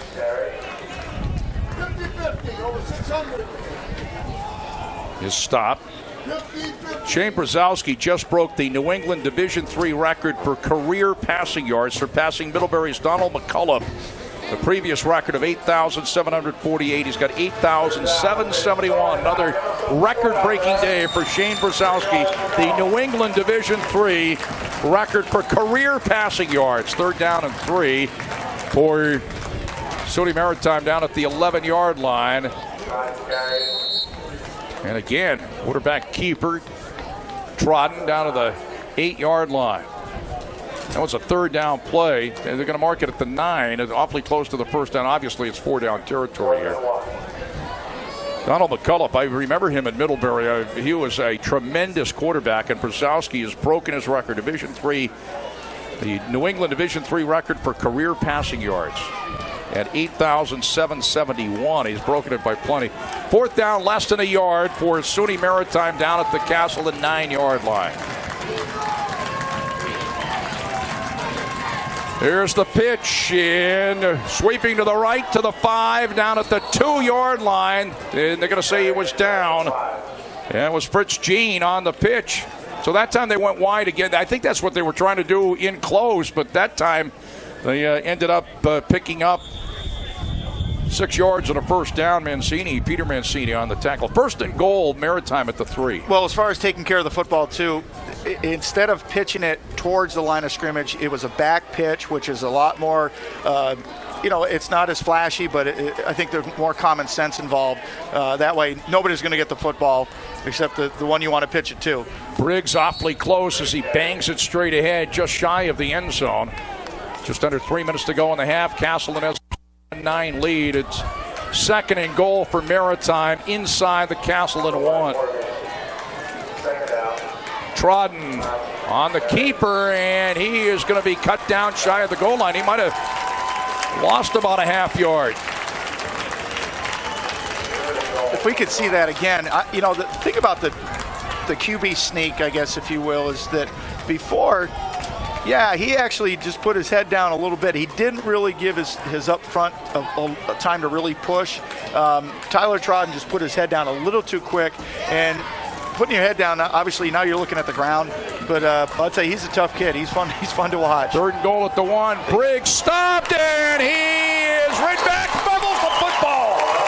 He fumbled the football. Is there an indication that Castleton has recovered? It appears that they did.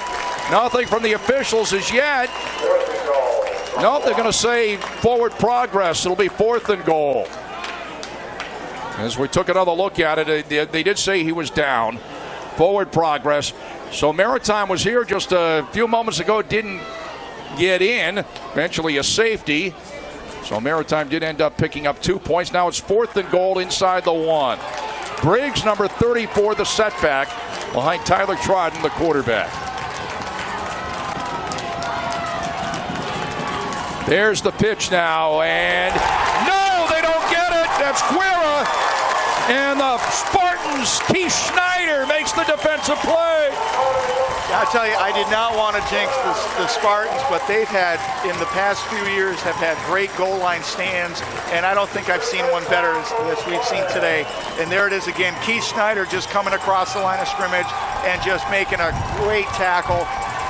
There was no way he was letting go of that one. That was much maligned Castleton defensive unit. A fumble recovery leading to a touchdown and 2 great goal line stands. You watch Keith Schneider, the basketball guy, makes the play. Oh, man, I'll tell you, what a great career he had in basketball, and now he's making a great career in football right now, too. Now the Spartans this time will try to be very careful as Carpenter bangs his way off the left side to about the 7. Now, Maritime has all of its timeouts remaining. Castleton does not. 1:17 to go in the half here, and Castleton has a 21-9 lead. Keith Barnes on the tackle for Maritime. That picked up about 5. It's 2nd and 5. Spartans have it at their own 6-yard line. Spartans will get the second half kickoff.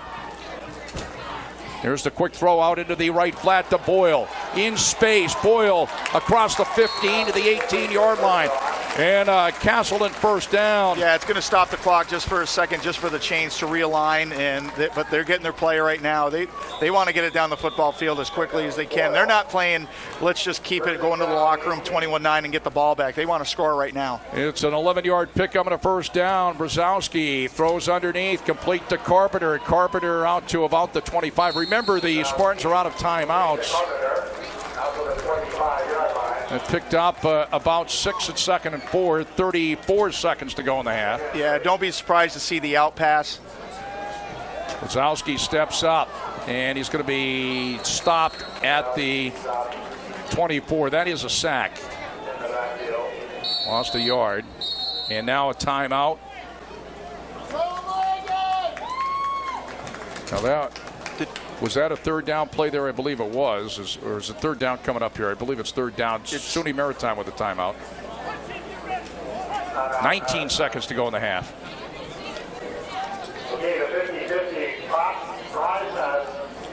Okay, you're up 21-9. You have 19 seconds left. You're out of timeouts.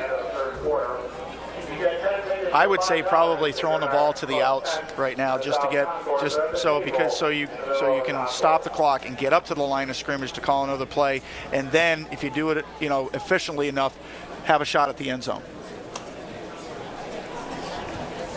All in 19 seconds. Well, if there's ever a team in the country that can do it. Oh, yeah, that's what I mean. These guys can, 19 seconds is a lot of time for Castleton because of how quickly they run their offense and how quickly they get up to the line of scrimmage, but they need to get the ball completed and then out of bounds to stop the clock. It is third down, about 3. The Spartans have it at their own 24-yard line. There's the quick throw out to Boyle. Boyle, first down and more, near side.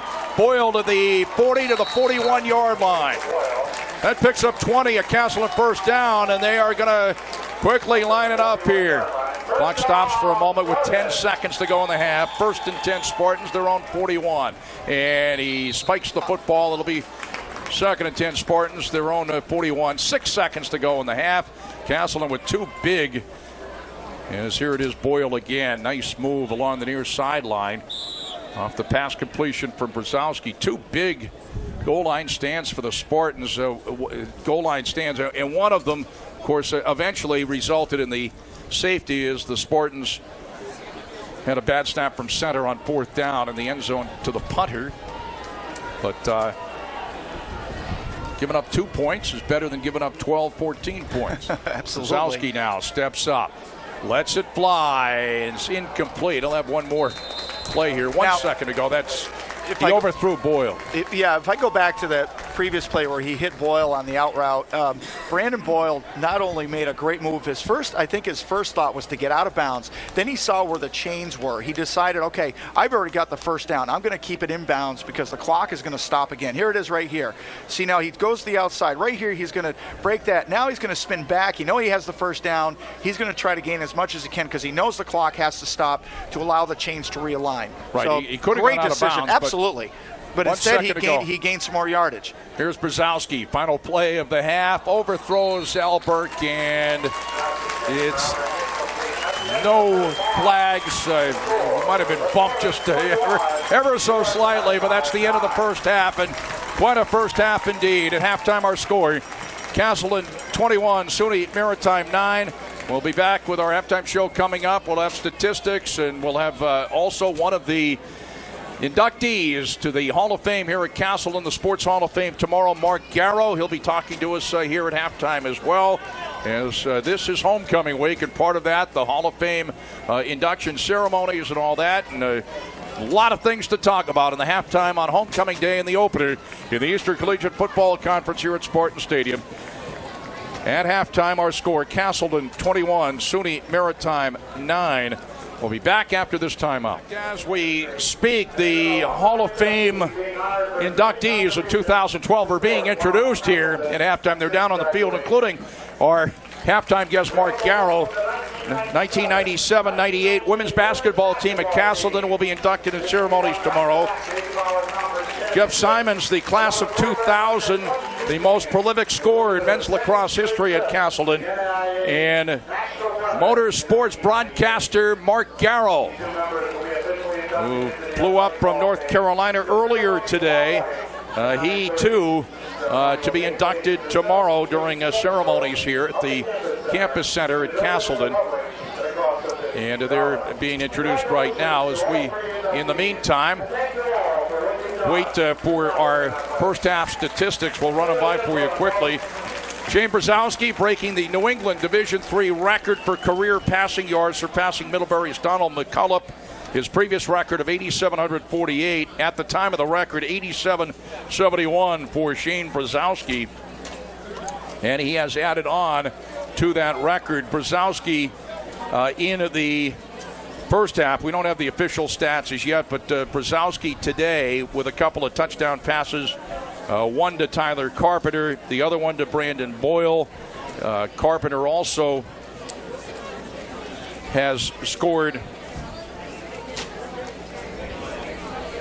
on a 4-yard touchdown run. The Brzezowski to Carpenter touchdown pass from 14 yards, 29 yards to Boyle, a 4-yard run for Carpenter.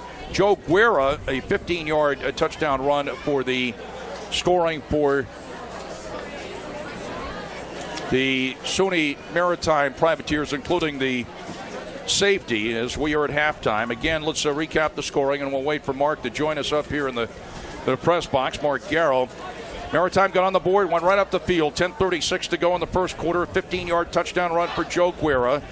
Diogo Dietrich the extra point as Maritime went up 7-0. Maritime went 68 yards in 8 plays. It took 4 minutes and 22 seconds. Spartans got on the board with 7:32 to go in the first quarter. Shane Brzezowski, a 14-yard touchdown pass to Tyler Carpenter to make it 7-6. The try for the extra point was no good. Spartans went 72 yards in 11 plays. It took 3 minutes. And then at the final play of the first quarter, Shane Brzezowski, a 29-yard touchdown pass to Brandon Boyle, as the 2-point run by Brzezowski to make it 14-7 Spartans. Spartans went 88 yards in 7 plays. It took 2 minutes and 26 seconds. Then early going in the second quarter, the Spartans would take a 20-7 lead on a 4-yard touchdown run by Tyler Carpenter. 21-7 after the Fox extra point to make it 21-7. Spartans went 45 yards in 6 plays. It took 1 minute and 41 seconds, and Maritime later would get a safety after the first of 2 Castleton goal line stands in that first half. Carpenter 7 rushes, 22 yards and a touchdown. Trudden has 13 rushes, 77 yards. Guerra has 2 rushes for 14 yards and a touchdown. A 15-yard touchdown run again for the Maritime scoring. And just running down, receiving, Carpenter 6 catches, 37 yards and a touchdown. Boyle 5 catches, 65 yards and a touchdown. Brzezowski 17 of 25, 196 yards, pair of touchdowns. Trudden is 1 for 3 for 12 yards. Heedles catching that pass for the 12 yards. And That's pretty much taking care of the individual statistics here. And got some other statistics, Jim Shortle. Well, first of all, the time possession for Maritime, 19 minutes and 5 seconds. For the Castleton Spartans, 10 minutes and 42 seconds. As far as total offense, Maritime is, they're 36 plays for 170 yards. Castleton's 36 plays for 213. The thing, too, is that the rushing, 33 carries, 33 attempts by Maritime for 158 yards, and Castleton 11 attempts for 17 yards. But, the big one obviously is just the time possession, and it goes back to the scoring. Castleton just is so explosive on the offensive side of the football. It's very difficult to keep them down. They have a lot of weapons. They run the ball very efficiently, but they throw it even more efficiently with, Shane Brzezowski and the weapons that he has. Homecoming day, the opener of the Eastern Collegiate Football Conference, as the Castleton Band is entertaining. There's part of the crowd here. Jack Healey, Jim Shortle, Cam Clark is our producer. Mike Valentine and Chris McCormick, our producers at PEGTV Channel 20 on Comcast in the Rutland area. Our cameramen are Brian Bashaw and Matt Schleifer.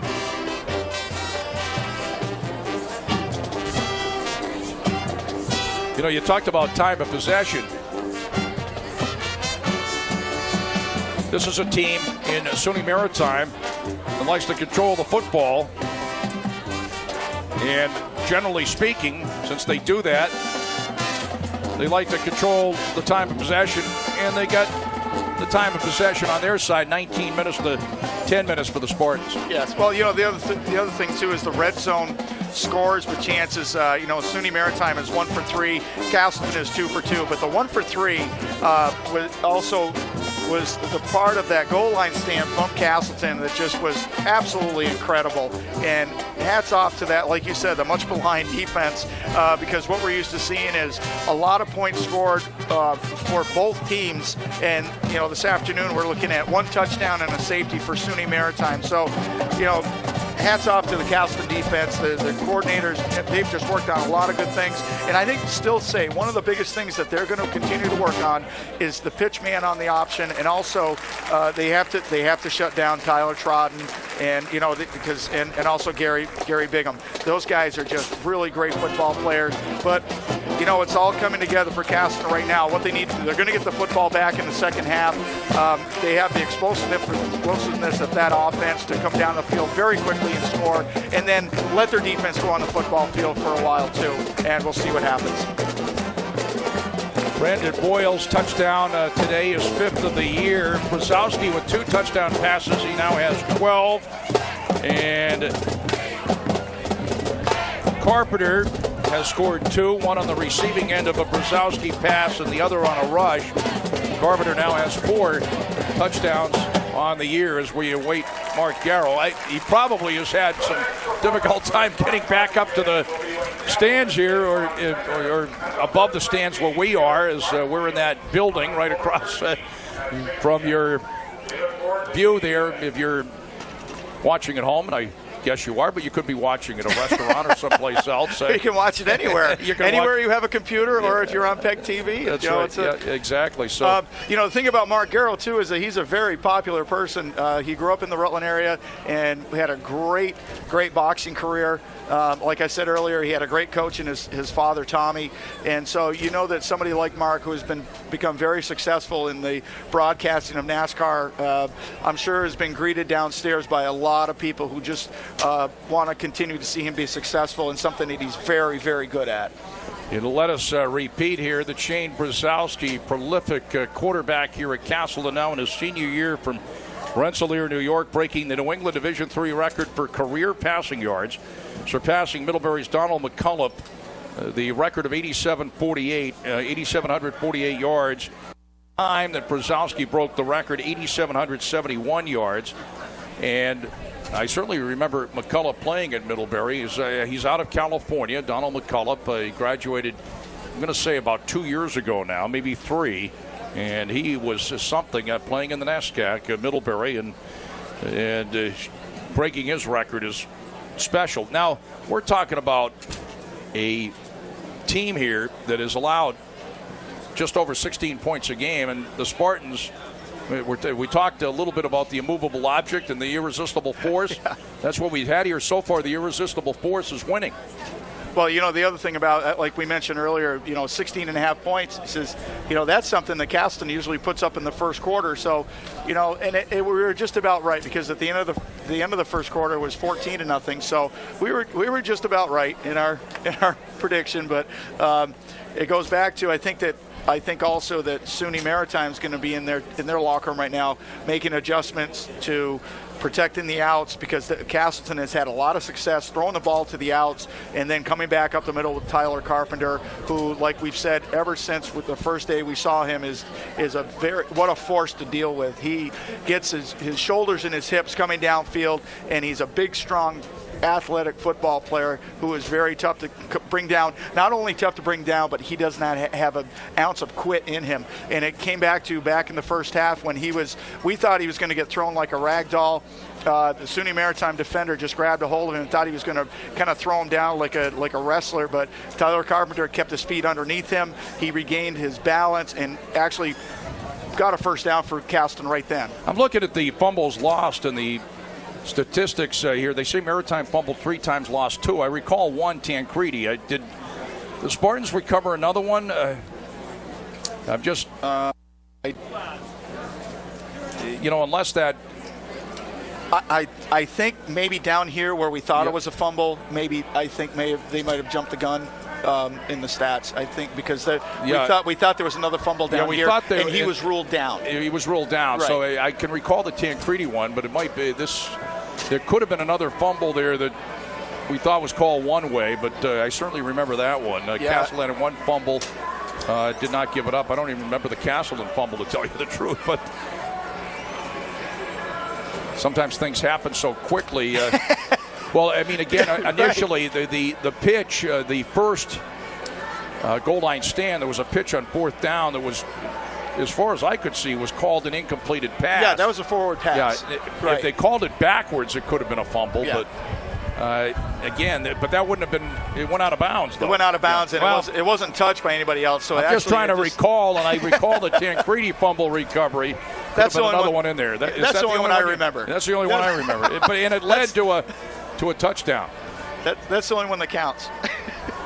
Are these some of your football Yes, they are. You can say you are a football coach here, and some of your football players, the younger set, 7th and 8th grade, yes. and they are in here in the press box, but I keep looking back, and they think we're going to talk to them or something, which I would have if we knew about this at another time, but we're still waiting for Mark, and Mark's got about 6 minutes to be with us here. Well, it's funny because these guys are so much fun to be around. They're great to coach. You got well, look at the smiles on their faces. They know what's going on.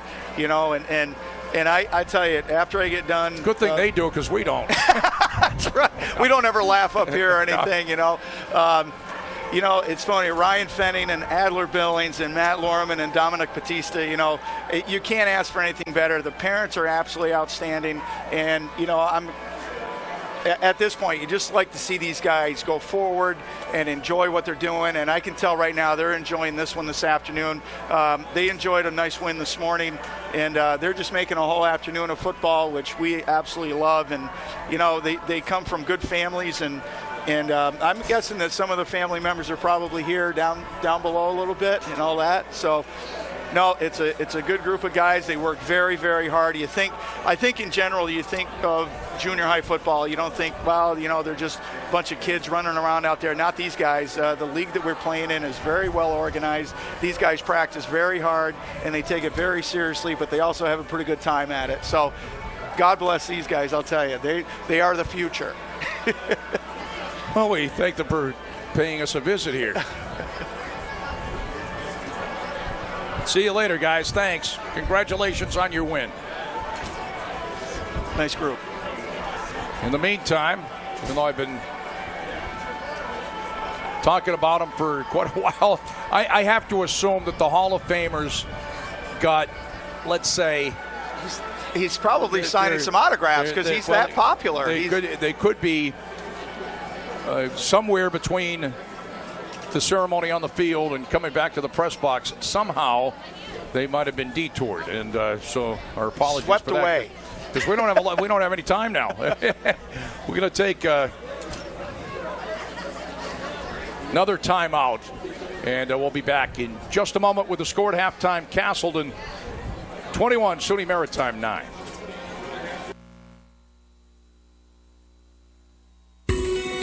Why do students choose Castleton State College?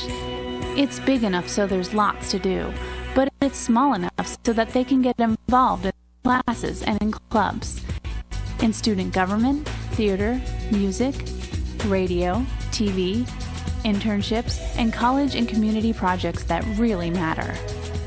Castleton President Dave Walk calls Castleton a small college with a big heart. From their first day on campus, students feel a part of the community. Castleton offers more than 30 majors, career preparation, and the liberal arts and sciences. In every field, students receive personal attention from excellent faculty. There's a sense of community and lots of opportunity. For more than 200 years, Castleton has been educating students while changing to meet their needs. Technology, sustainability, internships, and community engagement are all part of a Castleton education. And the Castleton Spartans compete in 20 intercollegiate sports. Last year, 19 teams went on to the postseason, and individual athletes earned 79 spots on all conference teams, 6 all-region awards, and 1 All-American mention. Spartan Stadium, the home of men's and women's soccer, men's and women's lacrosse, field hockey, and football, is one of the finest facilities in the state. Glenbrook Gymnasium and Spartan Arena have been beautifully renovated. Castleton is in central Vermont, near the best snowboarding and skiing in New England, and close to where you are right now. And with all these advantages, Castleton is affordable with costs well below private colleges. Find out for yourself how Castleton can make a difference in your life by visiting soon. Check out the web at castleton.edu.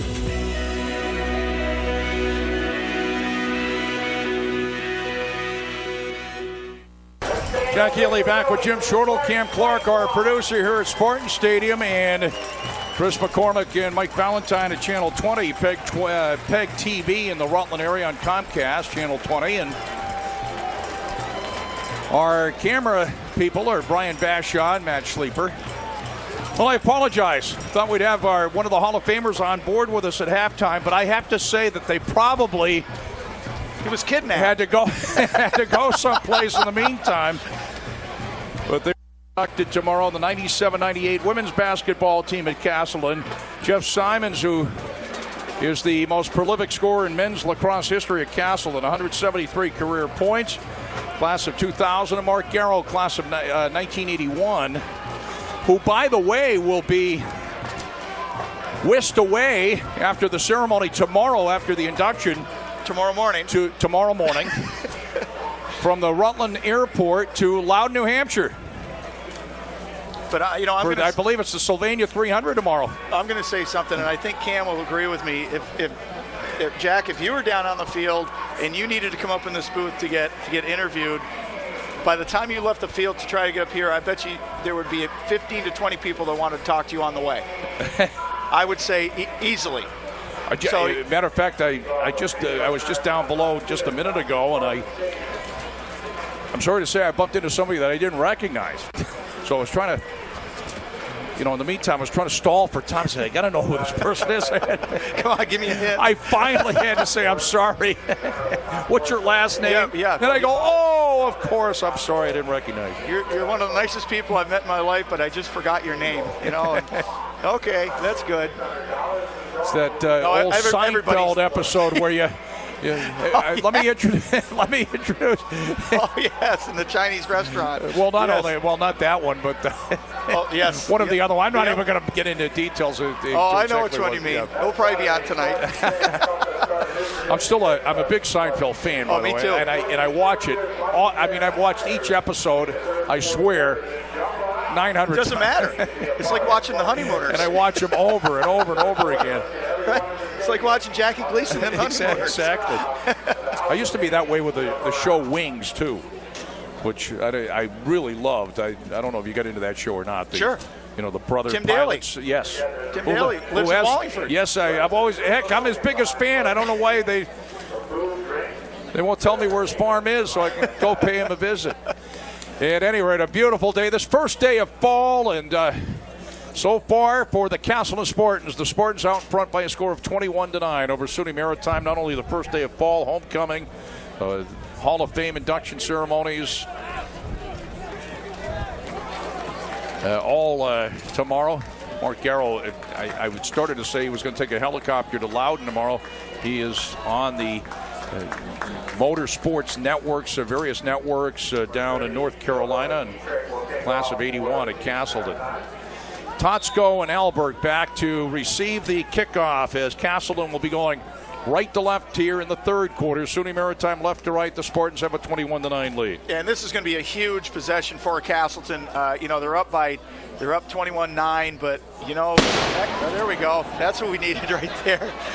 And the kick by Dietrich goes out of bounds, so a penalty marker down. Now, from what I understand, of course, the National Guard being honored today, too, with the cannon.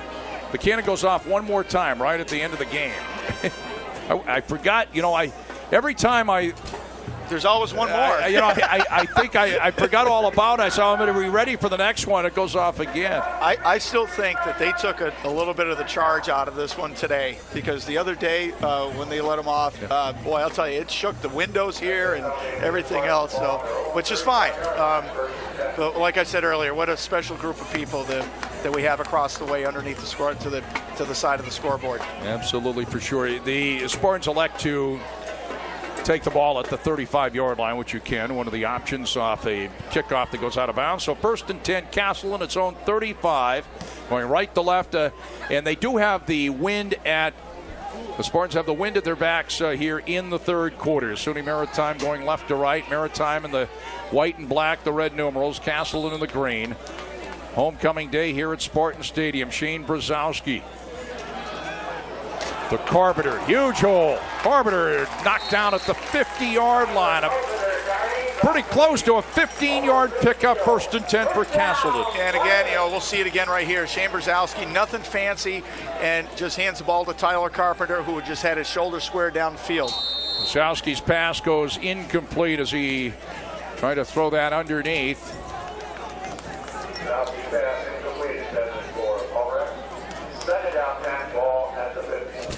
So it's 2nd and 10. The Spartans have it at the 50-yard line. Alberg was the intended receiver.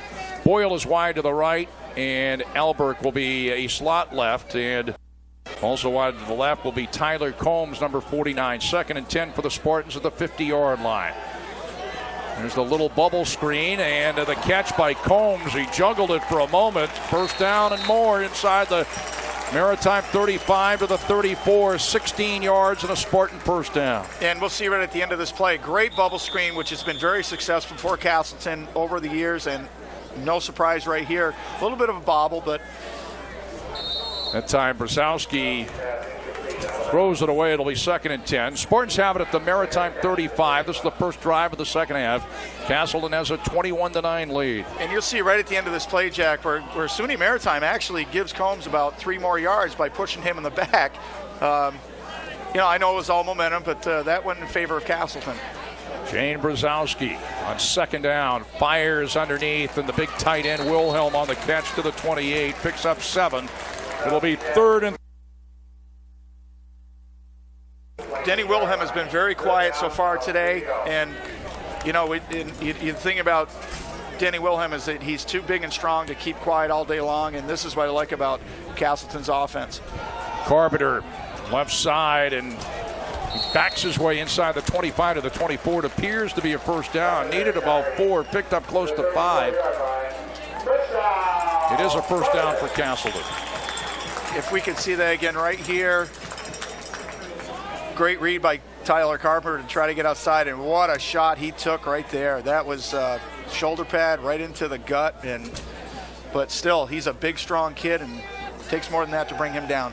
1st and 10, and the completion to Boyle puts on a move, 15, another move down at the 10, picks up 14. Brzezowski to Boyle. You say the killer bees? First down at the 10-yard line. Tackle made by Keith Barnes. Is it 1st and 10 or 1st and goal? Let's see here. It looks like 1st and goal. Nose of the football at the 10-yard line. Quick throw to Alberg, and it goes incomplete. By him. Well, actually, it looks like they can pick up a first down just outside the goal line because they do have the stick still up. It's 2nd and 10, just outside the 10. I see the football. The nose of the football is at the 10. Actually, I think it is 2nd and goal now because the nose of the football is at the 10. They cannot pick up a first down without getting the touchdown. Brzezowski to Wilhelm, and he's knocked down at the 1. 3rd and goal. Zach Beeman on the tackle. And what a hit Zach Beeman put on Denny Wilhelm. Denny Wilhelm is 6'5", about 265, and he laid his shoulder in him and knocked him back. That was a great defensive play by Zach Beeman. Sean Roth in, the up back out of the eye. Carpenter the deep back, number 39. Carpenter the call. Carpenter, is he in? No indication. Yes, in. Touchdown, Castleton. Tyler Carpenter from a yard out. Spartans lead at 27-9, early going 3rd quarter.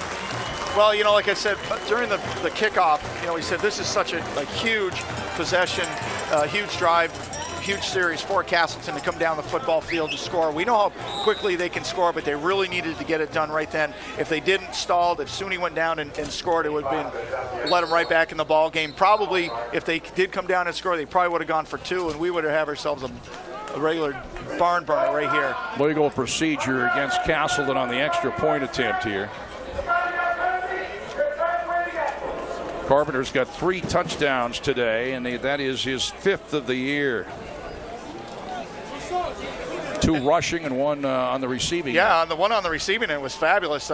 Just right down the sideline, wide open, and Brzezowski threw a dart right to him.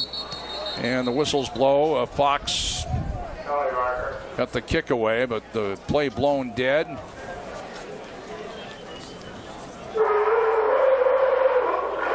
Again, illegal procedure.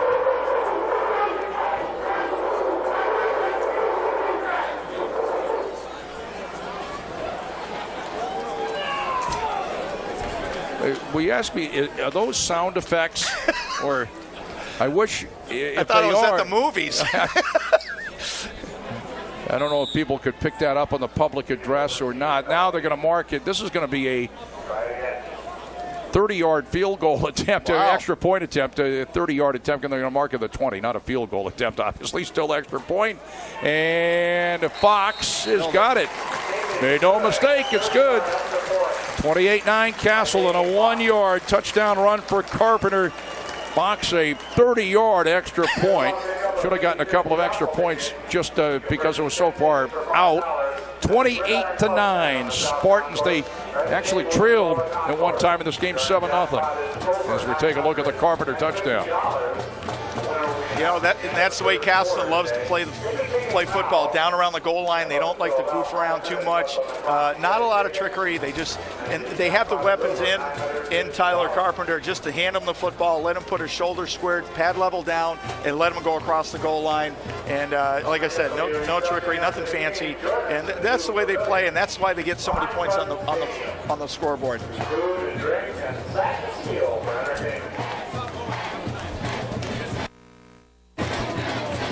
Mark, you could hi, Mark Garrow, Hall of Famer from Castleton.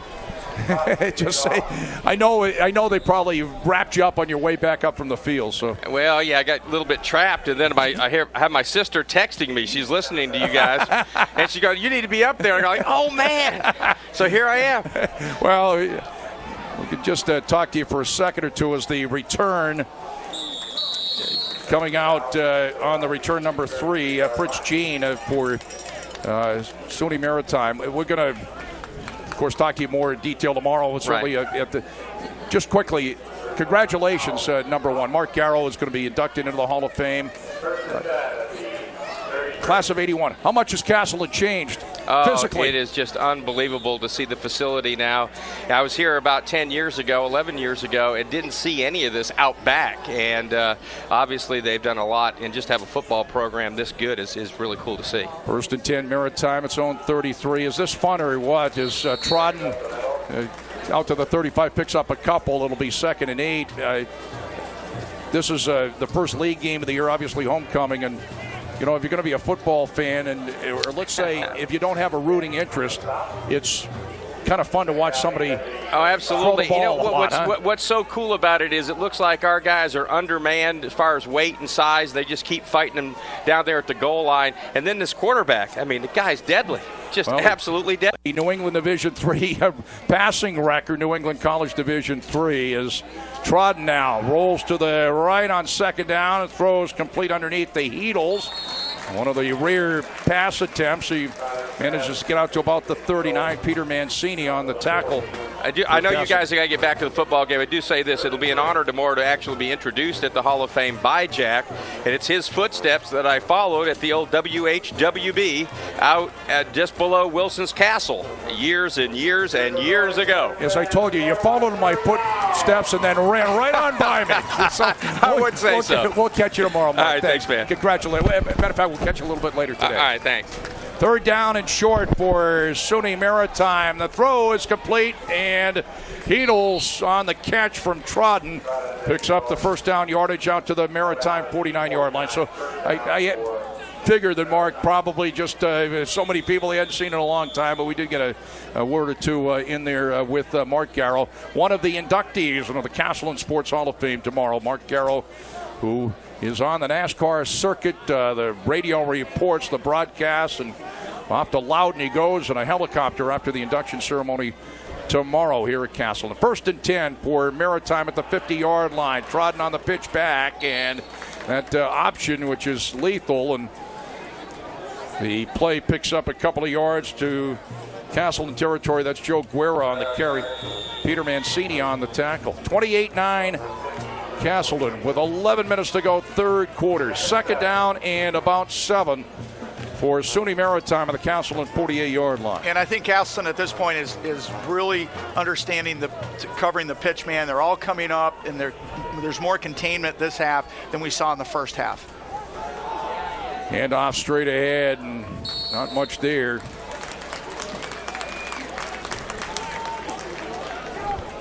Down to the 46-yard line.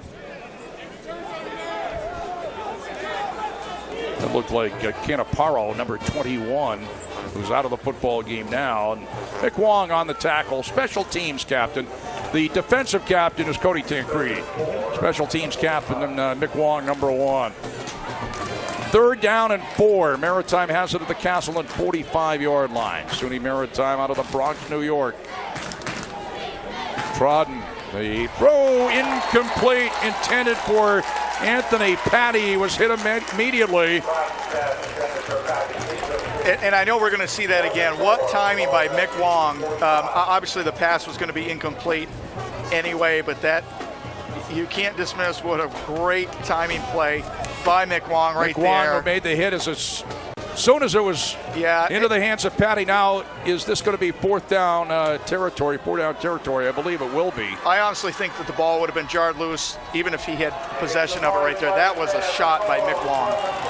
4th and 4 for Maritime, the Castleton 45. Certainly 4 down territory. And no! The Spartans come up with the stop again. They did it in close on the goal line stand twice. And here it is again, Jack. And what a stand by Castleton right there. Just a lot of green shirts.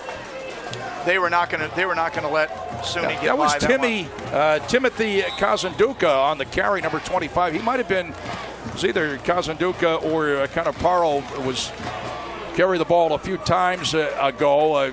One is number 25, the other 21. That certainly was number 25 there, Kazanduka, but he was stopped, and the Spartans take over on downs. They had 2 goal line stands, and they take over on downs. 1st and 10. Good field position at their own 44. That's the danger with going forward on 4th down. And the other thing, too, is the fact that there was such a great stand and great stand by Castleton's defense. That's going to fire up the offense. Delay of game, which is hard to believe with this Castleton offense. Delay of game against Castleton. They'll move it back to the 39, 1st and 15 for the Spartans.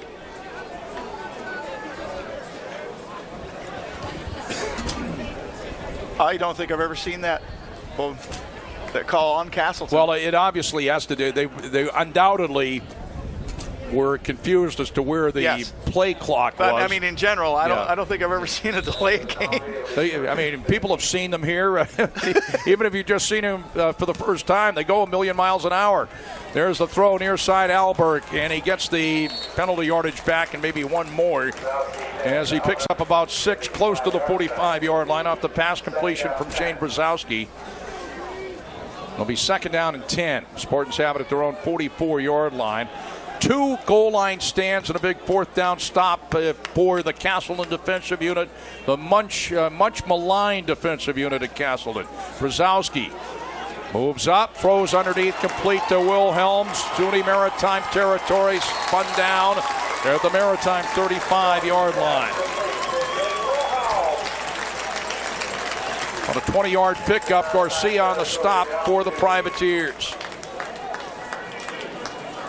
And, right now there's 9 minutes and 20 seconds left in the 3rd quarter, and the momentum is definitely in Castleton's favor. Throw complete to Alberg, near side of the 20 to the 15, 10 tight ropes down the sideline, and I believe he went out of bounds out around the 10-yard line. Picked up 25 as it was. If he could have stayed in bounds, as you could see, it would have been a touchdown, but out of bounds at the 10. We'll take another look at it. Yeah, we'll see it right here. You'll see Kevin Albert coming to the near side, and right about there he got that nice shove. Now he tries to tightrope it, and he went out of bounds right about the 10-yard line. 1st and goal at the 10-yard line. Albert on the catch, and Albert down to about the 5-yard line. 2nd and goal at the 5-yard line. Spartans lead at 28-9 with 8:40 to go in the 3rd quarter. Hugh O'Brien on the tackle. Roth is the up back, Carpenter the deep back out of the eye. Boyle and Howe are wide to the left for the Spartans. Carpenter straight ahead. Huge hole. Carpenter end zone. Touchdown. Spartans lead at 34-9. And, I really think that was so great to have a lead blocker for Tyler Carpenter. We don't see that very often. Here you go, right here. Nothing fancy. Give him to the football. He knows what to do with it, especially down from the 10-yard line in. Actually, you can give him the football anywhere on the football field. But right there, he is. That's his specialty down there. So here's Fox in to attempt the extra point. And he has got it. And the Spartans lead at 35-9 with 8:19 to go in the 3rd quarter. And we'll see it again. Great up front blocking by Castleton. These guys they are manhandling SUNY Maritime right now. Carpenter now 4 touchdowns today. He's got 6 on the year. That's that play, the completion to Wilhelm. Yeah, he got upended by Jeremy Garcia. A great play by Garcia, because if he jumped over him or whatever, that would have been a touchdown right there. So good defense on. This is the play to Alberg. You're going to see the shove right here, and that's what did it. It was a touchdown saving. It wasn't a good hit. It was just enough to get him out of bounds.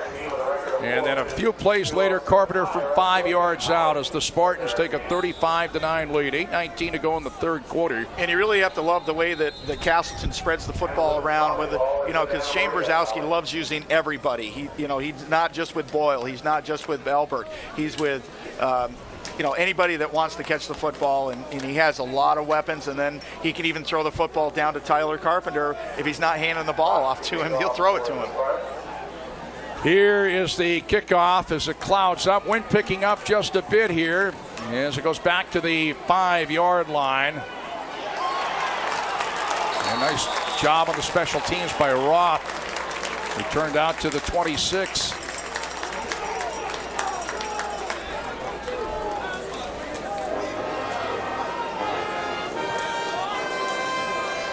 And, you know, we look at the scoreboard, 8 minutes and 13 seconds left in the third quarter. You're up 35-9, but you know what? It doesn't matter. You need to play some solid defense for 4 quarters, especially against a talented team like SUNY Maritime. And Castleton knows that all too well. First and 10, SUNY Maritime has it at its own 25. 2 goal line stands, a big stop on 4th down, a fumble recovery by Tancredi. So a big day by the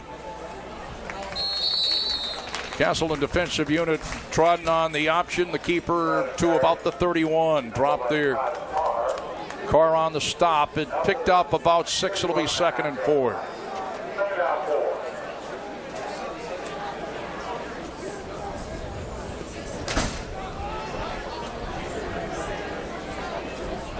Eagles off to the right. Now this, we talked about this during the first game when Castleton got up on Plymouth State.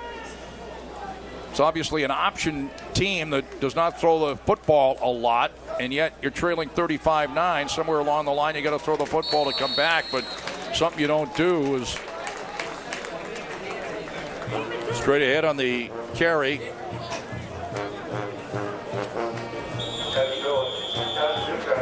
And I really like what Castleton is doing right now with their defense. They have a 3-man front, so you have linebackers just reacting to the option, and they're coming up and just plugging the hole as if they were a down lineman. So I think it's a great defensive call. Now they gone to a 4-man front. That is a first down, 1st and 10 for Maritime, their own 35-yard line. And Trodden on the option out across the 40, and a whole bunch of Spartans have to bring him down at the 42-yard line.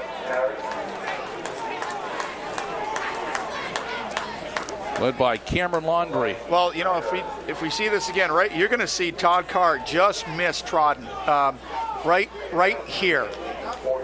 He just missed him. He just kind of overran the play a little bit. But the good part about that is he turned him back inside. So then all of a sudden he turns back inside, and there's just a wall of green jerseys, and he's going nowhere with down.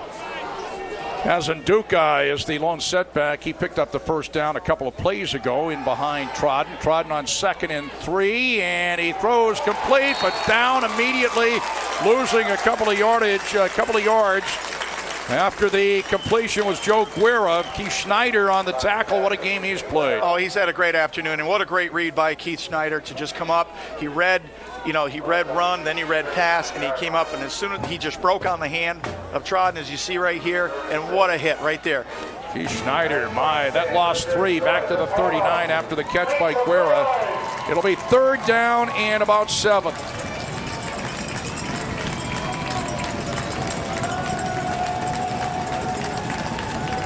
Privateers have it at their own 39, 35-9 Castleton, 5:35 to go in the third quarter. And the pass completion near side out at the 42 on 3rd down. Peter Mancini on the tackle. And if we can see that again, you'll see 2. It was Keith Schneider and Peter Mancini both converging on that play. You'll see right about here. You'll see some green 1, 2 right there. So they're reading these plays very well. They're reacting very well. And the other great part is there's more than one in on the tackle, and that is huge for Castleton. That was Vasquez on the catch. As on 4th down, the Privateers have to boot it away, and Boyle covers it up at the 16-yard line.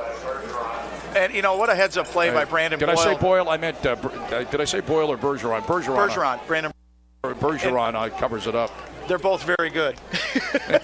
It's Brandon Boyle, Brandon Bergeron. Brandon Bergeron from Hartford High School. What a heads-up play by Brandon Bergeron to not let that football go any further. He took it, he got control of it, and just went down to his knee because he knew he wasn't going anywhere because there was about 3 white jerseys around him. So heads-up play by Brandon Bergeron. Castleton has a 35-9 lead. Castleton at one time trails 7-0, leading at 35-9, and then after that touchdown by SUNY Maritime, later getting 2 points on a safety. As Carpenter on 1st and 10 from the 16, bangs ahead for a couple out to about the 17, maybe the 18-yard line. It'll be 2nd down and 8 for the Spartans.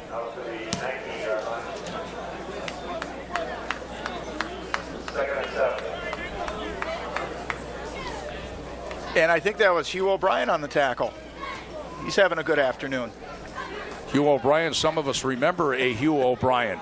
Played the part of Wyatt Earp, an old TV show years ago. But I'm the only one in the press box that's old enough to remember. Here's Brzezowski on 2nd down. Incomplete. Wanted Combs underneath at the 25-yard line. Couldn't hang on. Old Western TV show, Wyatt Earp, starring Hugh O'Brien. Yeah, but you have to love those old shows. Those are great. They're very entertaining. I'll tell you, if Combs had hung on to that one, that would have been one spectacular catch because he had to go outside of his body. His arms were stretched out as far as they could be stretched, and it was just a little bit off his fingertips. 3rd down, about 7. The Spartans have it at their own 19-yard line. Brzezowski throws far side. Carpenter in space, 35-40. Carpenter knocked out of bounds far sideline at the 42-yard line. A 21-yard pickup, and Brzezowski, Carpenter, high school foes, but college teammates, and this play seniors. Is actually just about the same play that they scored on earlier in the game. It was just like a swing pass out to the right, and Carpenter just hauled it in and. Incomplete. Brzezowski's pass intended for Higgins down at the Maritime 35. It's Castleton 35, Maritime 9 with 3:49 to go, 3rd quarter. That was McCoy on the coverage for Maritime. That was a great play by Ryan McCoy. He has the right to the football also, and he didn't do anything illegal. It was just great timing on the part of Ryan McCoy. Good defense. 2nd and 10, Castleton, the Spartan 43-yard line.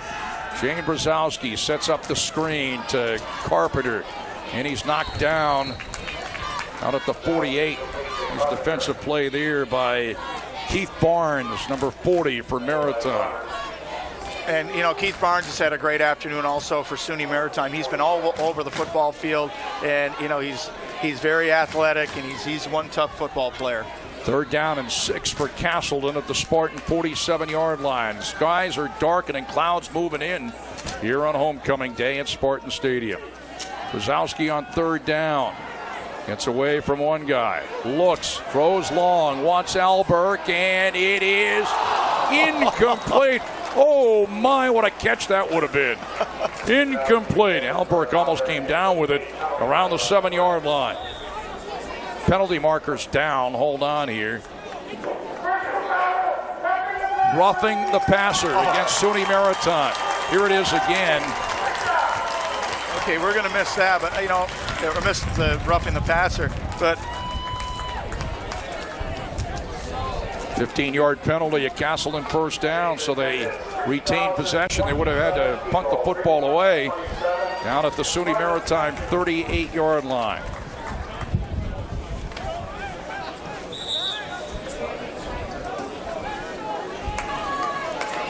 And, Chris Class for SUNY Maritime, what a great defensive play for him. Throw near side to Alberk. Puts on a move. Alberk to the 25. That move back. Picked up 13, a 1st down.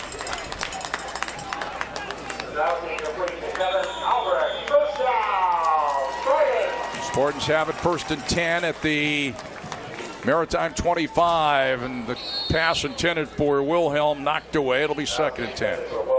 Clock stops with 2:46 to go, 3rd quarter. Castleton has a 35-9 lead.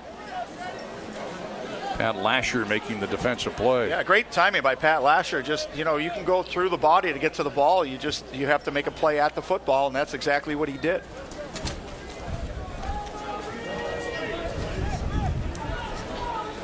Wind really picking up here. It's a lot stronger. Spartans back here. Brzezowski on 2nd down.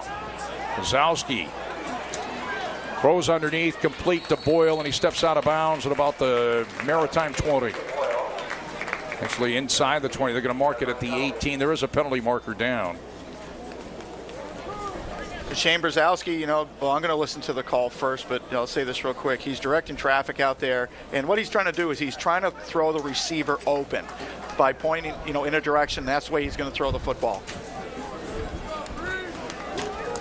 Only because of the route that they're running right now is basically stalled. So he's trying to throw them open into another part of the football field. The initial indication was holding. It is holding.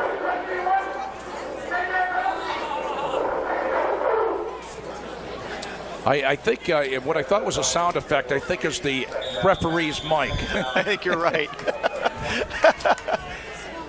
And Carpenter can't hang on. That was second down and about 20 after the penalty for holding 10 yards from the point of infraction. It'll be 3rd and 20. Castleton has it at the SUNY Maritime 35-yard line. It's still in the third quarter. You're up 35-9, but you can just tell by the character of Castleton and the way they run their offense, they're not done. They're not content with 35-9. They want to get at least a couple more on the board.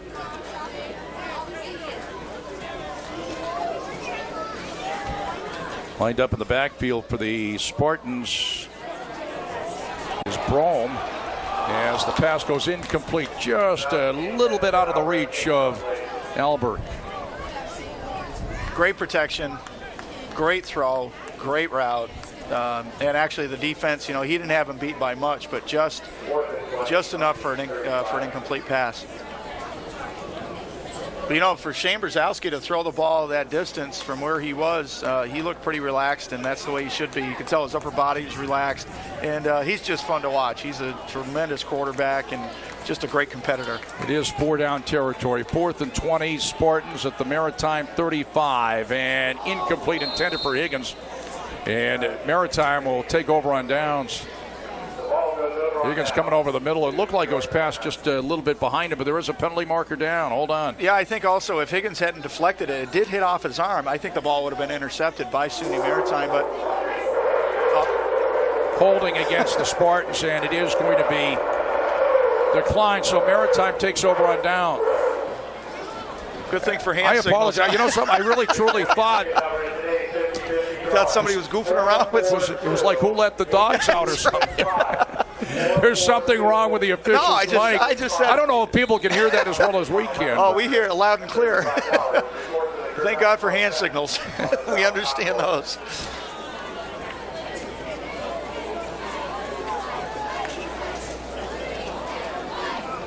Yazunduka is the lone setback double wing setup. So Maritime takes over on downs as Maritime declines the penalty. 1st and 10 at its own 35. Yazunduka across the 40 to the 41. Great carry to the 41-yard line. Here's that number again, 4428265. 4428265. Todd Carr on the tackle. You have that winning number, bring it down to the Gridiron Club 10, the South Concourse. That picked up about 7 out to the 42-yard line. It's 2nd and 3. 2nd and 4 for Maritime. Maritime has it at its own 42. Trodden throws incomplete as he overthrew Joe Guerra, number 33. Guerra's got the Maritime touchdown. At the time, it put Maritime up 6-0. They got the extra point, led 7-0.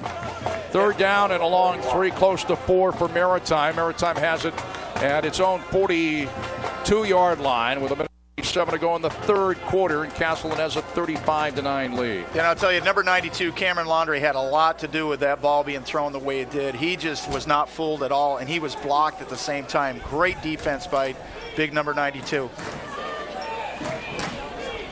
Trod now on the pitch back as he got it to Gene, and along the near side picks up the 1st down into Castleton territory. The Spartan 49, Purcell on the carry. That picked up about 9 and a 1st down. 1st and 10 for Maritime at the Castleton 49-yard line. Well, you'll see right here to the near sideline, the pitch man needs to be covered. the defensive backfield of Castleton or the linebacking core needs to recognize who has the pitch man, because that could be crucial. I know there's a minute 10 left in the third quarter, but these guys are very good and they run this option very well. Trodden fumbles the football, and looks like Maritime has recovered. It wasn't Trodden who recovered, but one of his teammates. And when it's all said and done, they ended up picking up about 3 yards. It'll be 2nd and 7. Andrew Cohen came back to recover. Here it is again. 2nd down, out 6. And there's Cameron Laundrie again, the one that caused the fumble. He's having a great afternoon. 35 seconds to go in the third quarter. Castleton has a 35-9 lead. 2nd down, about 6 for Maritime, the Castleton 45. And here, coming back is Heedles. Little razzle-dazzle. I lost sight of the football there myself, let alone the defensive unit. Heedles finally tackled along the far side by Tancredi at the Castleton 28-yard line. That picked up 14 in a Maritime first. You know, the thing about SUNY Maritime right now, Jack, you have 9 seconds left in the in the third quarter, and we're gonna go back live right now. The clock's gonna run out on them. And that is the end of the third quarter. We can take another look at that, Cam, that play where Heedles the play we just saw. The Castleton at the end of 3 has a 35-9 lead in this opener in the Eastern Collegiate Football Conference. The opener and homecoming day, Hall of Fame weekend here at Castleton. The end of the third quarter, Castleton is dominated, but Maritime is driving. We did take another look at that play just a moment ago by Eric Heedles, who picked up the first down. Jack Healey, Jim Shortle, Cam Clark is our producer, and Mike Ballantyne and Chris McCormick at PEGTV Channel 20 in Rutland on the Comcast system, the Rutland area. Brian Bashaw and Matt Schleeper, our cameramen. I'll tell you one thing that caught my eye about that reverse from SUNY Maritime was the amount of time the ball spent in the air. It was a reverse, it was a pitch, but the ball was up in the air for a fair amount of time. And that's how much confidence these guys have in each other, talking about SUNY Maritime, that somebody's coming across the backfield to catch that and take it for a nice run. 1st and 10, Maritime, the Spartan 28, first play of the fourth quarter. This is that pitch again. I was looking for it. Okay. Yeah. It's the third time I've seen it, and that's the first time I've located the football.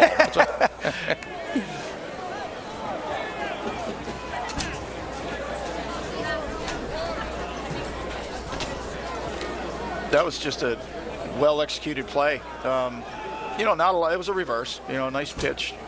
It's like an end around almost. That picked up a couple, 2nd and 8, and a nice diving catch. The throw to Sean Belsky. Great catch by Belsky. I'll tell you, that we can see it again right here. You look at the concentration by Sean Belsky. He just laid his body out, and basically right in between two Castleton defenders. He could have taken one heck of a shot right there, but obviously doesn't care. He wants to play football and just give his body up for his teammates.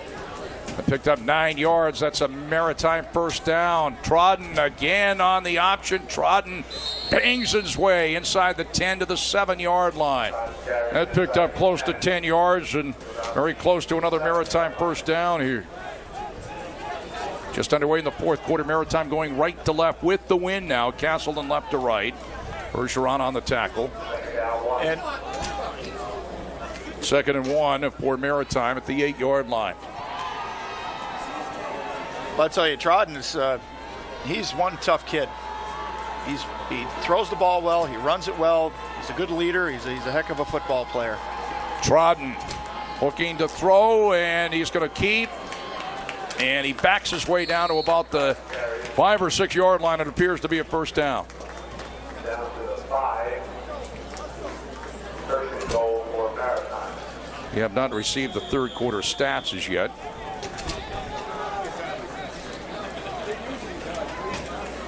That is a first down, 1st and goal for Maritime at the Castleton 5-yard line.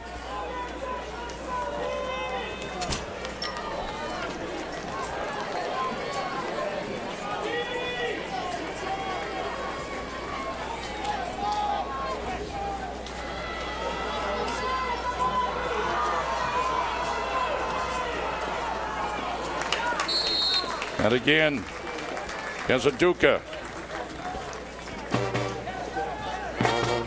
2nd and goal.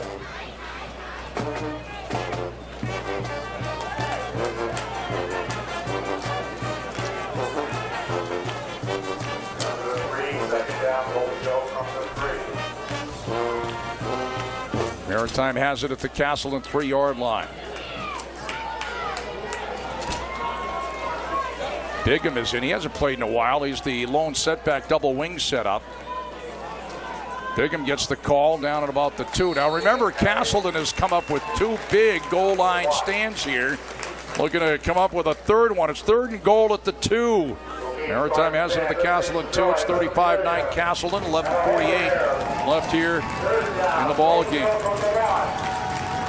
And, I think Castleton right now is that, they know that they can stop anybody down by the goal line, and they've done it this afternoon against a team that runs the option very well. They got some great backs. They have a real tough quarterback who can run the ball very well. So we'll see what happens. But, I think they're just going to stick with what they've done the last few times the ball's been down in this area. They are going to mark it at the 1-yard line. Trodden has an opening. He dives in. He's got a touchdown. Tyler Trodden on the keeper. And for the first time in a while, Maritime is on the board. They haven't scored since the first quarter. And Castleton has a 35-15 lead. And we'll see this play again where Tyler Trodden just right here just says, I'm going in. He gives his body up. He goes airborne. You see him expose the football over the plane of the goal. He was not going to be denied. Great play. And, you talk about somebody that deserves to score a touchdown right about now, I would say with Tyler Trodden. Coming with 11:18 to go here in the 4th quarter, an injured player for Maritime. Here it is again, Trodden. One tough cookie. He really is. Now, you watch the read right here. Bang. He just says, I'm going in. That's airborne into the end zone. Absolutely. And, he had the presence of mind also to expose the football over so that, if he got hit, at least he had a shot to have the football over the plane. Once it crosses the plane, all it has to do is the nose has to hit the front part of that plane, and the play is over. It's a touchdown. Castleton has a 35-15 lead now. Here come the stats. Finally, it took them a little while. The 3rd quarter stats, and again, timeout as they administer to the injured player. It is homecoming weekend, the homecoming day here at Castleton Spartan Stadium, and Castleton pretty impressive in the opener in the Eastern Collegiate Football Conference as well. Castleton will have a bye week next week, take on Norwich in a couple of weeks, and the players are coming off the field. But now we cannot tell who the player is, but he appears to be moving, so that in itself is good, and he's being helped up. It is number 78 for Maritime, Seamus McDaniel. Nice Irish boy.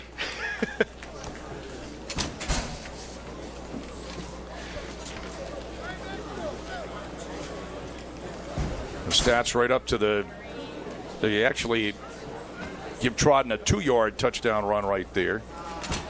In the 3rd quarter, Tyler Carpenter a 1-yard touchdown run as the Spartans went 65 yards in 10 plays. It took 1 minute and 56 seconds. Then Carpenter a 5-yard touchdown run, 56 yards in 5 plays. It took 1 minute and 39 seconds. This drive, 65 yards in 12 plays, 6 minutes and 3 seconds. As here's Dietrich in to attempt the extra point. And it is good, and Castleton has a 35-16 lead. Here with some of the statistics through 3 quarters of play, including here's the touchdown, the 2-yard touchdown run, Trodden. Through 3, here's Jim Shortle. Thank you, Jack. For rushing for SUNY Maritime, Tyler Trodden, 19 carries for 108 yards. Paul Briggs, 12 carries for 43 yards. Gary Bigham, 7 carries for 25 yards. And Fritz Jean, 3 carries for 18 yards. Passing, Tyler Trodden, 6 for 10 for 36 yards. And across the way on Castleton's side, Tyler Carpenter, 12 carries for 51 yards. Chambers-Owski, 3 carries for a net of 0. And, and you look in the passing, you go to the passing department, Chambers-Owski, 28 of 45, 338 yards, 2 touchdowns. What a great afternoon he's had. And as far as receiving, Kevin Alberg, 9 receptions for 111 yards. Tyler Carpenter, 8 receptions for 65 yards and a touchdown. Brandon Boyle, 6 receptions for 78 yards and a touchdown. And Denny Wilhelm, 3 receptions for 38 yards. Comes up short, and the Spartans right there to recover the onside kick. It'll be heads up there as the Privateers trying to come back in this one there to wrap it up. Ryan Stanek for the Spartans, and the Spartans now have great field position after the attempt at the onside kick doesn't work for SUNY Maritime. 1st and 10, Castleton going left to right here in the 4th quarter.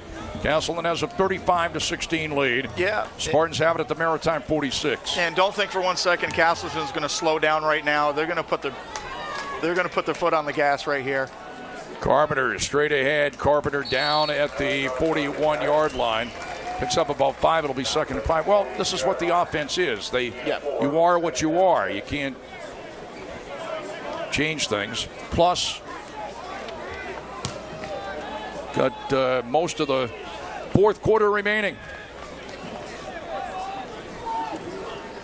2nd and 6 will call it for the Spartans at the Maritime 42-yard line. Win or lose for Castleton, Jim Shortle will be talking to head coach Mark Klatt after the ball game at our post-game show. Carpenter again bangs his way to the 38. And we'll probably see this play again, but one thing you have to look at is it was a straight handoff to Tyler Carpenter, but Chambers-Owski, if you see right here, he hands the ball, he comes out to his right like he still has the football, and he actually drew some SUNY Maritime players to his side, and that enables it's just a little less pressure on the ball carrier. They're down about 3 for the Spartans. 10:09 to go in the game. Castleton out in front, 35-16. Brzezowski changing the play at the line of scrimmage. Well, the Spartans keep it on the ground here. Carpenter, where they're going to say he was down. They're going to say he was down back at the 33. So he does pick up the first down. Picked up 5 as Barnes on the tackle. They are waiting. There is a play clock here that you're not able to see, but Spartans do wait for it to get down close to 0. And, of course, I say you do what you do, but part of the attack for the Spartans is Carpenter running the football, and he has done it here in the first series after the Spartans got the ball back. Carpenter again on the call, bounces to the near side, and Carpenter takes people with him down to the 28-yard line, picks up another 5, 2nd and 5 with 9:10 to go in the game. And what a great run by Tyler Carpenter. He got through the line of scrimmage. He put his head down, and he took at least 4 SUNY players with him. He's just the workhorse of this offensive backfield for the Spartans. And, it's just nice to see him up and about and just doing what he does best.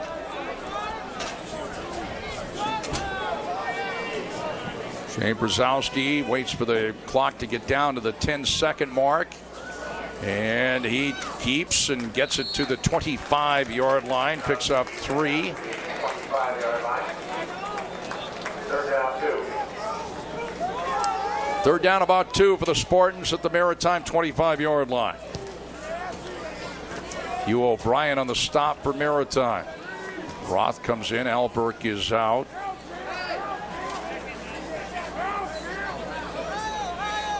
Also, Andrew Brome is in for the Spartans. He's the deep back out of the eye. Howe and Brandon Boyle are wide to the left. Play clock down to 7.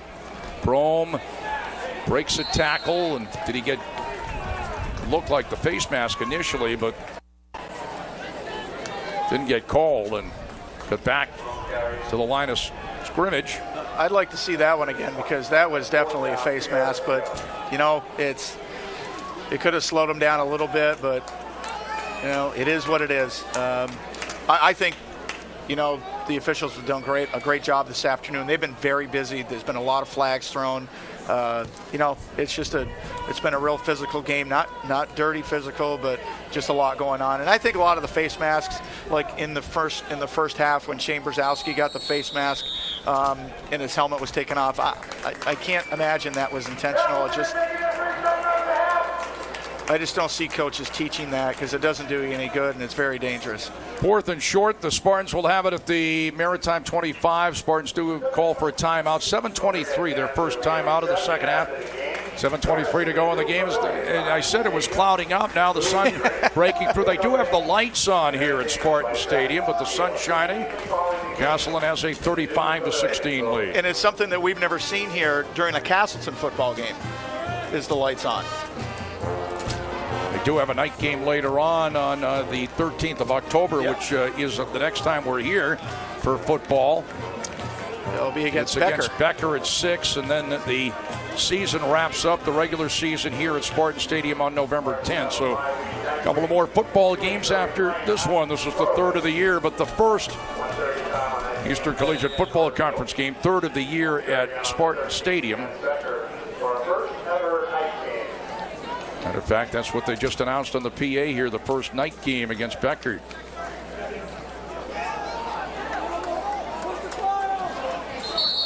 And that's Roth on the carry. This is going to be really close. It's going to depend entirely on where they spot the Maritime does. Yeah, they don't even. Bounce. Yeah.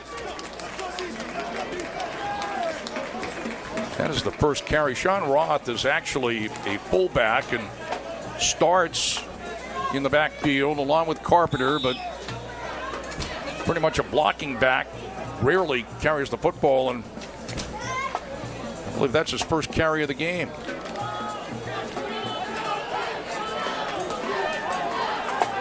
So 1st and 10 for Maritime at its own 24-yard line. There's the throw, trodden, and Tancredi breaks it up.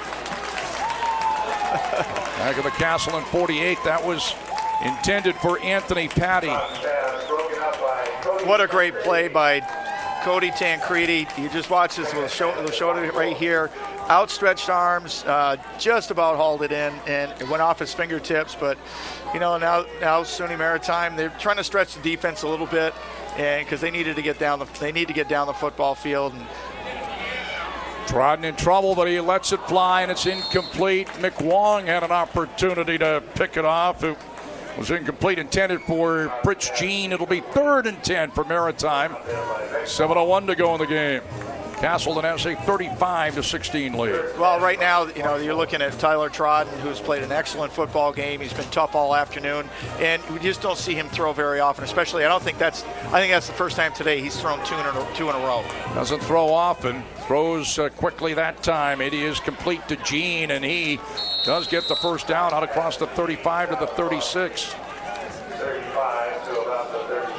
12-yard pickup. Bergeron on the tackle, and it is a Maritime first down. Now here's something different for Maritime. They're in a little bit of a no-huddle, not quite a hurry-up, but they're just a little more aggressive with this series. Trodden, the far side, and it is picked off at the 50-yard line, and who is it? It's Mr. Basketball, Keith Schneider on the interception. Good for Keith. He's had a great afternoon. My, what an afternoon he's had. That's like getting the offensive rebound of the interception. Schneider, here it is. Watch him get positioning underneath the boards, goes up board and pulls it down. No, God bless Keith Schneider. That's good for him. He deserves that. He's played one heck of a football game this afternoon. He's done a lot of things right for Castleton. He's been all over the football field, and here you go, bud. There's a reception. And, he had to work for that. That didn't just land in his hands. He worked for that one. Keith Schneider, who used up his eligibility playing basketball, still a year left of football eligibility as the play goes to LeCount and knocked down along the far side by Chris Klass, and it's 2nd down and 10. Spartans actually lost about a half yard. Spartans back at their own 49.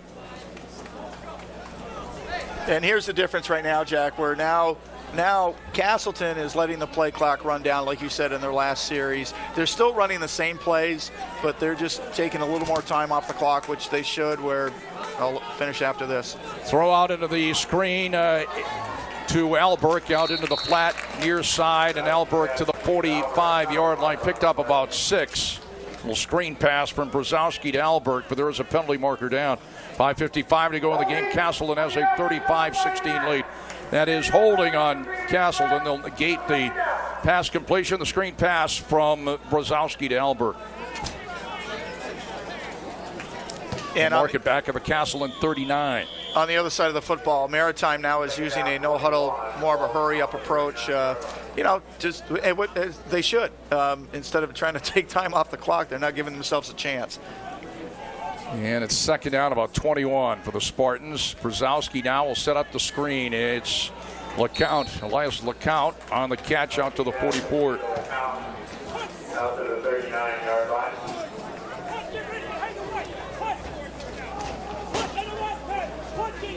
Tackle made by Spector. Third down and about 16 for the Spartans, their own 44-yard line.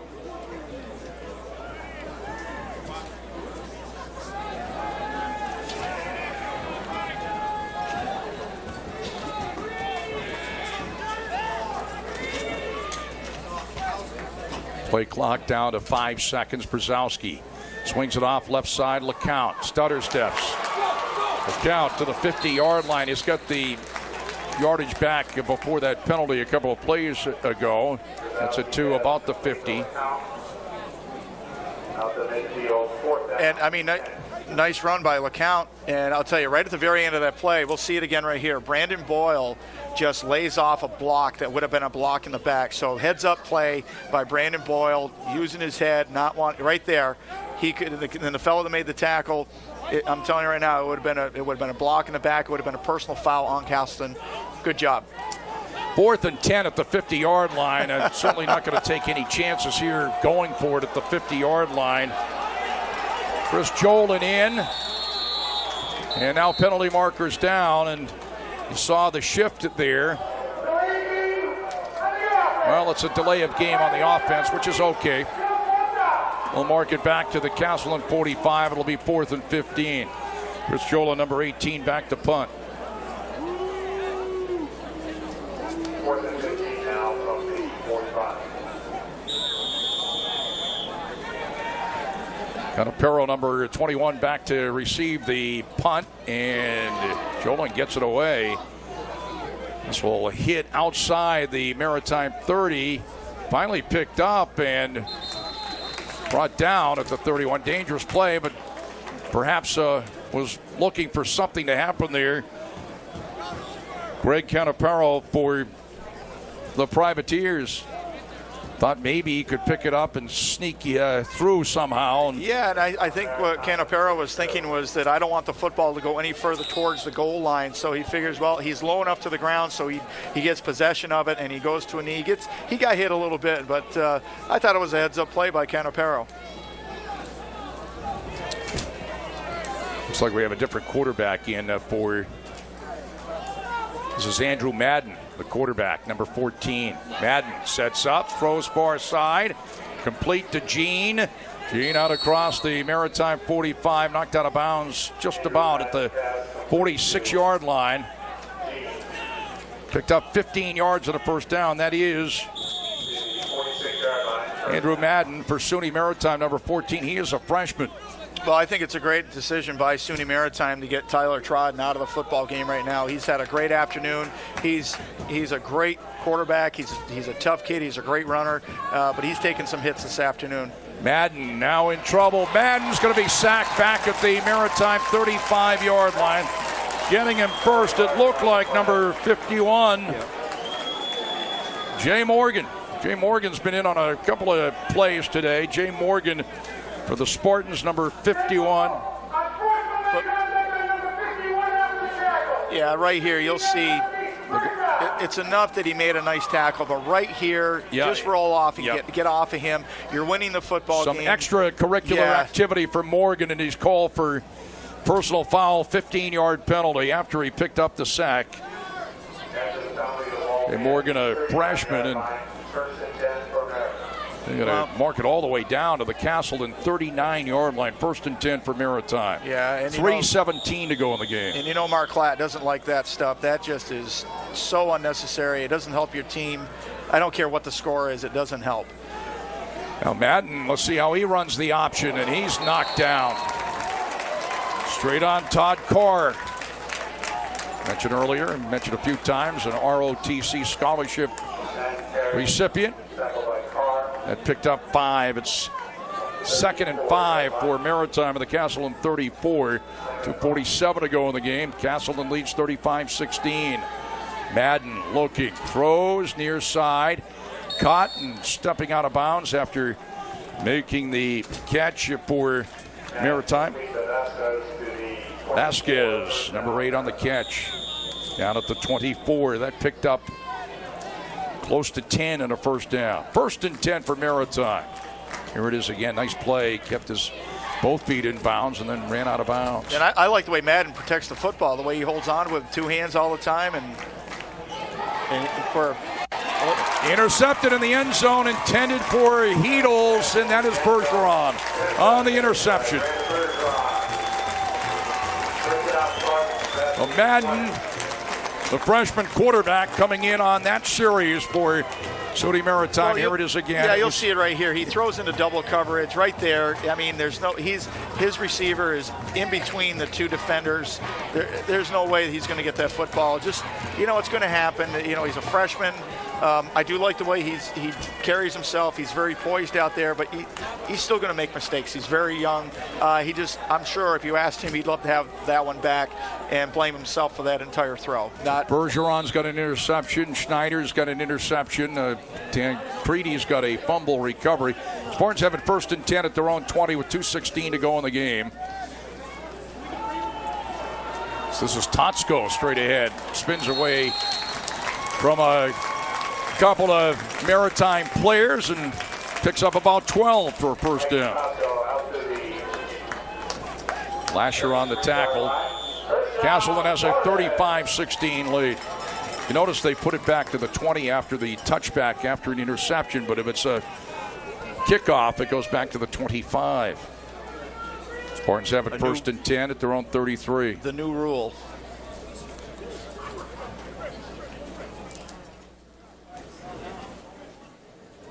Castleton has never beaten SUNY Maritime in the short history between the 2 schools. Totsko is wrapped up, and Castleton on the verge of doing it for the first time here and going to 1-0 in the Eastern Collegiate Football Conference with a bye week before going to Norwich in a couple of weeks. Yeah, well, I think it's great timing, too. I mean, they've had a great afternoon. The execution both on offense and defense has been great. The play calling has been outstanding.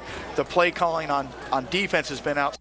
And these kids just came to play this afternoon. Like you said, this is the first time they will have beaten SUNY Maritime, who comes up here to play football every single year, whether it's down there or up here. And boy, I'll tell you, Castleton has just had a great afternoon. You just gotta tip your hat to the coaching staff of the Spartans.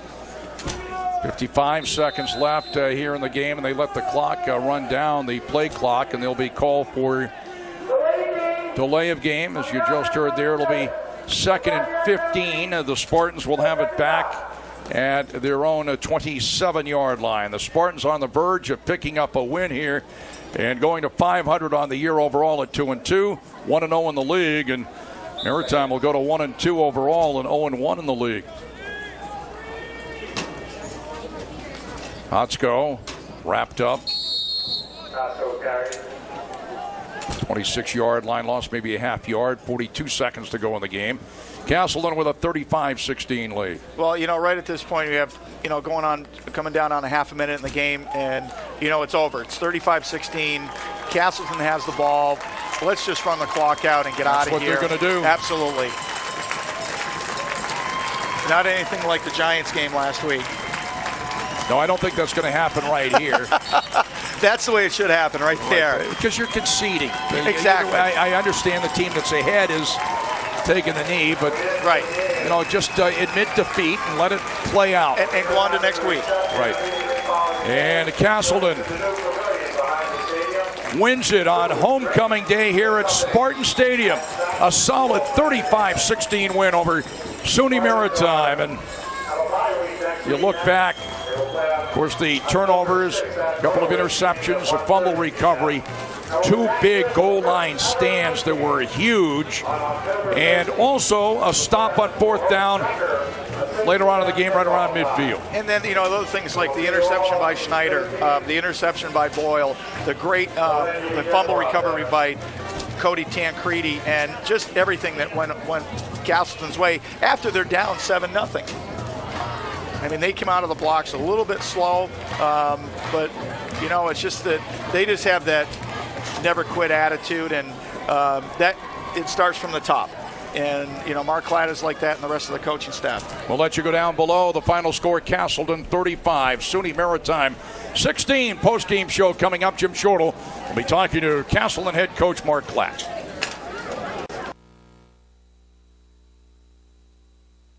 Why did I choose Castleton? Castleton is big enough, so there's a lot to do. It's small enough so I can really get involved. Sports. Theater and music. Radio and TV. Internships and community service.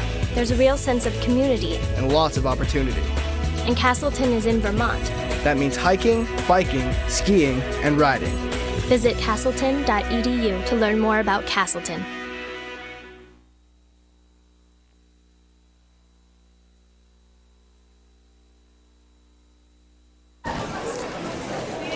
Before Jim Shortle talks to head coach Mark Klatt, who is also the defensive coordinator, and he has to be very pleased, of course, with the play of his defensive unit. The Spartans will pause here for the alma mater in front of the Castleton band here at the end zone. So we'll wait for them to do that, and then Jim Shortle will be talking to Mark Klatt.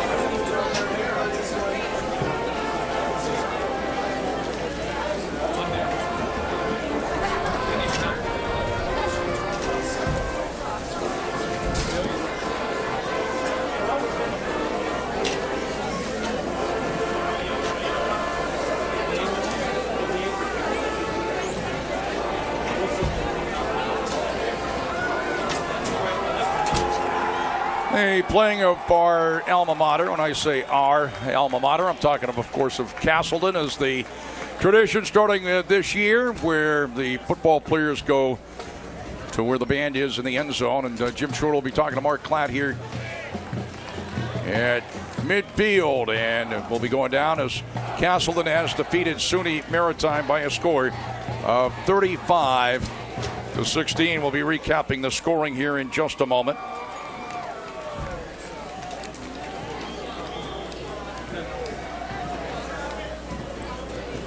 We'll wait to have them locate here right around the 40-yard line or so. And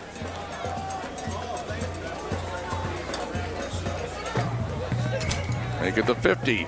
Jim Shortle with head coach Mark Klatt. Okay, I'm here with head coach Mark Klatt of the Castleton Spartans. What a great game, Coach. You have to be very proud of your kids.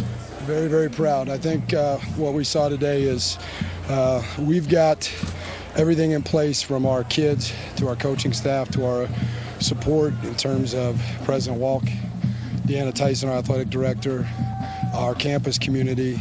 And really what I told our kids this week was we have a responsibility to play as best we can because we represent all of them. And I think our kids have a great deal of character, have a great deal of class, and I'm very, very proud of them. Well, one thing, too, is that, you mentioned the commitment that goes on around here, starting with President Walk all the way down. But, I tell you, it was a solid effort from everybody this afternoon, from offense to defense, from the special teams, the coaching staff. We noticed this all afternoon upstairs. You just got to love that, and it's all for one. Yeah, it is. And that's one thing. We put this year a little snubber across the front of our helmet that said team. And, every guy in that locker room, including the staff, our support staff with Al Jean and the wonderful job he does with our kids, our academic coordinator with Matt Patry, they bought into everything we're about as a team. And, you get an opportunity to show it here today, and we're just very fortunate we're able to represent such a great place. And one more thing before I let you go, Coach, is you've been against SUNY Maritime several times already, and we haven't beat them yet. But today, it was it was a great win. It was a solid effort. There was nothing that they could say anything other than they just got beat, which you just have to accept that. Yeah, exactly. And I think our kids, we kind of took at the beginning of the week the monster off the board and said, hey, they put the pants on the same way we do.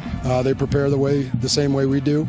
They're no different, and we really felt physically we could match up with them. And Coach Kendrick Holmes and his staff do a wonderful job. I have the greatest deal of respect for he and his team. They're class act, and we were just very fortunate to come out on top. Well, I'll tell you what a great afternoon of football here at Spartan Stadium. Coach, you have to be very proud of your kids, yourself, your coaching staff, and just being here at Castleton. I have to congratulate you. It was wonderful. I know what you want to get with your kids. Thank you very much. All right, thank you.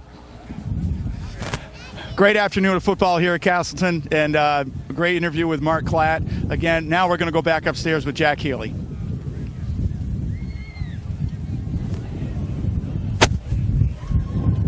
All right, good job, Jim Shortle and head coach Mark Klatt, as the Castleton Spartans have defeated the Privateers of SUNY Maritime by a score of 35-16. As our postgame show continues, the Spartans with the win go to 2-2 overall, 1-0 in the Eastern Collegiate Football Conference. This was the conference opener on homecoming day here at Spartan Stadium. The Spartans have a couple of home games to go on the 13th of October, 6 p.m. against Becker. First night game for the Castleton football team. And then to wrap up the season on November 10th against Mount Ida. Back to the regular start time of 1 o'clock. The Spartans, for the first time, defeating SUNY Maritime. Of course, the first game back in 2009. And this is the fourth time the two teams have matched up. The Castleton program, born in 2009. Maritime got on the board first in the first quarter with 10:36 to go in the quarter. Joe Guerra, a 15-yard touchdown run, put Maritime up 6-0. Dietrich, the extra point. That put Maritime up 7-0. Maritime went 68 yards in 8 plays. It took 4 minutes and 22 seconds. Spartans came back with 7:32 to go in the first quarter. Tyler Carpenter catching a 14-yard touchdown pass from Shane Brzezowski. That made it 7-6. The extra point, no good. Spartans went 72 yards in 11 plays. It took 3 minutes. Then the final play of the first quarter, Shane Brzezowski hooking up with Brandon Boyle on a 29-yard touchdown pass. That put the Spartans up 12-7. Brzezowski for the 2 points, taking it over on the run to put the Spartans up 14-7. Spartans went 88 yards in 7 plays. It took 2 minutes and 26 seconds. That was the score after 1. In the second quarter, the Spartans went up 20-7. Tyler Carpenter scoring on a 4-yard run. Boxed the extra point to make it 21-7 with 13:05 to go in the half. As Castleton went 45 yards in 6 plays. It took 1 minute and 41 seconds. Soon after that, Castleton had a goal line stand, trying to kick it out of its own end zone on 4th down. It was a safety, bad snap from center. went beyond the back end of the end zone for the safety. So Maritime picking up a couple of points there, and Castleton led 21-9. And that was the score at halftime. Spartans scoring in the third quarter with 13:04 to go in the quarter. Tyler Carpenter, a 1-yard run as the Spartans went 65 yards in 10 plays. It took 1 minute and 56 seconds to go up 27-9. Dave boxed the extra point to make it 28-9 Castleton. At 8:19 left in the third quarter, Tyler Carpenter, a 5-yard touchdown run. For Carpenter, it would be his 4th touchdown of the day. That made it 34-9 Spartans. Boxed the extra point to make it 35-9. Spartans went 56 yards in 5 plays. It took 1 minute and 39 seconds.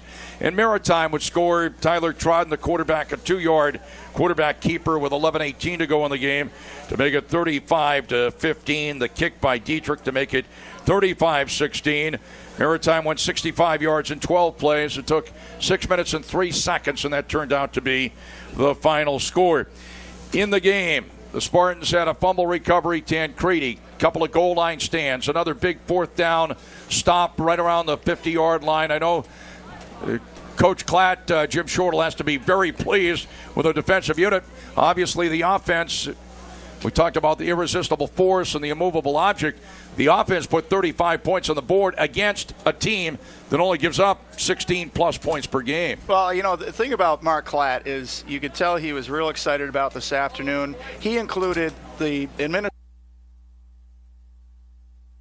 starting with President David Walk, right now, you know, with the athletic director. He mentioned so many people that are involved. His athletic trainers, he gives credit to. He's just a team player, and that just spreads around all over, and that's what makes this so special over here, is that these people are just in it for each other. And, you know, if you're going to be successful, that's the only way you can approach that. He was extremely pleased with the way the defense played, obviously, you know, holding them to just that many points. But the offense going, twice as much as far as points as what normally SUNY Maritime does give up. I just tell by his eye, he was very pleased, and he should be. These kids work very hard. It's a great program, and it's just continuing to go forward. On the day, we mentioned Carpenter, 4 touchdowns. He has 6 on the year. Brzezowski threw 2 touchdown passes. He now has 12. Brandon Boyle caught a touchdown pass. He's got 5 on the year. During the day, there's so many things happen. Certainly the team win, obviously so important for the Spartans, and that's the number one thing. But also, Shane Brzezowski broke the record for passing yardage in a career by a New England Division III quarterback. The New England Division III record for career passing yards, surpassing Middlebury's Donald McCullough. The previous record, 8,748. At the time of the record, Brzezowski has passed that by a lot because that happened a long time ago. But when we found out he had 8,771, he put some more on the board after that. But Brzezowski today was 30 of 47, 349 yards, a couple of touchdowns. Trodden was 7 of 14, 49 yards with an interception. Madden was 2 of 3 with an interception for SUNY Maritime. Rushing department, Trodden had 19 rushes, 108 yards, and a touchdown. Briggs had 12 rushes, 43 yards. Bigham, 7 rushes and 25 yards. Carpenter, a big day rushing. He had 3 touchdowns rushing, caught a touchdown pass. He had 16 carries, 69 yards, which is his best game of the year. Certainly didn't get to the 100-yard mark, but he didn't have to, and it's tough to do that in this passing attack for the Spartans. Albert caught 9 passes, 111 yards. Carpenter caught 8 for 65 yards. So Carpenter had 65 yards receiving and also 69 yards rushing. So over 120 yards combined total offense. Brandon Boyle, 6 catches, 78 yards, and a touchdown. So the Spartans Up and down the line, of course, the defensive unit with the 2 goal line stands and the big 4th down stop right around midfield. You know, like I said, I think that Castleton is becoming more comfortable, which sounds kind of strange when their backs are against the wall down on about the 2-yard line. They just dig in their heels and they just respond. I think they love the challenge, and they certainly have the personnel to accept that challenge and come out on top. And again, Castleton wins it by a score of 35-16. That'll do it. We'll catch you down the line here. Let's see. This is the 22nd of September. We'll be back on the 13th of October for the first night game in Castleton football history. Certainly several night games here in other sports, but the first in football history, a 6 o'clock game on the 13th of October. It's Castleton and Becker. We'll be back for that. And, of course, a game after that coming up on the 10th of November to wrap up the season against Mount Ida. That does it for our coverage today of football from Castleton Spartan Stadium. And for Jim Shortle, our producer Cam Clark here at Spartan Stadium, and Mike Valentine and Chris McCormick at PEGTV Channel 20 on the Comcast system in Rutland, and our cameramen Brian Bashaw and Matt Schleeper. I'm Jack Healey, wishing you all a very pleasant good afternoon from Spartan Stadium. The final again, Castleton 35, SUNY Maritime 16. Have a good evening, everybody, from Spartan Stadium.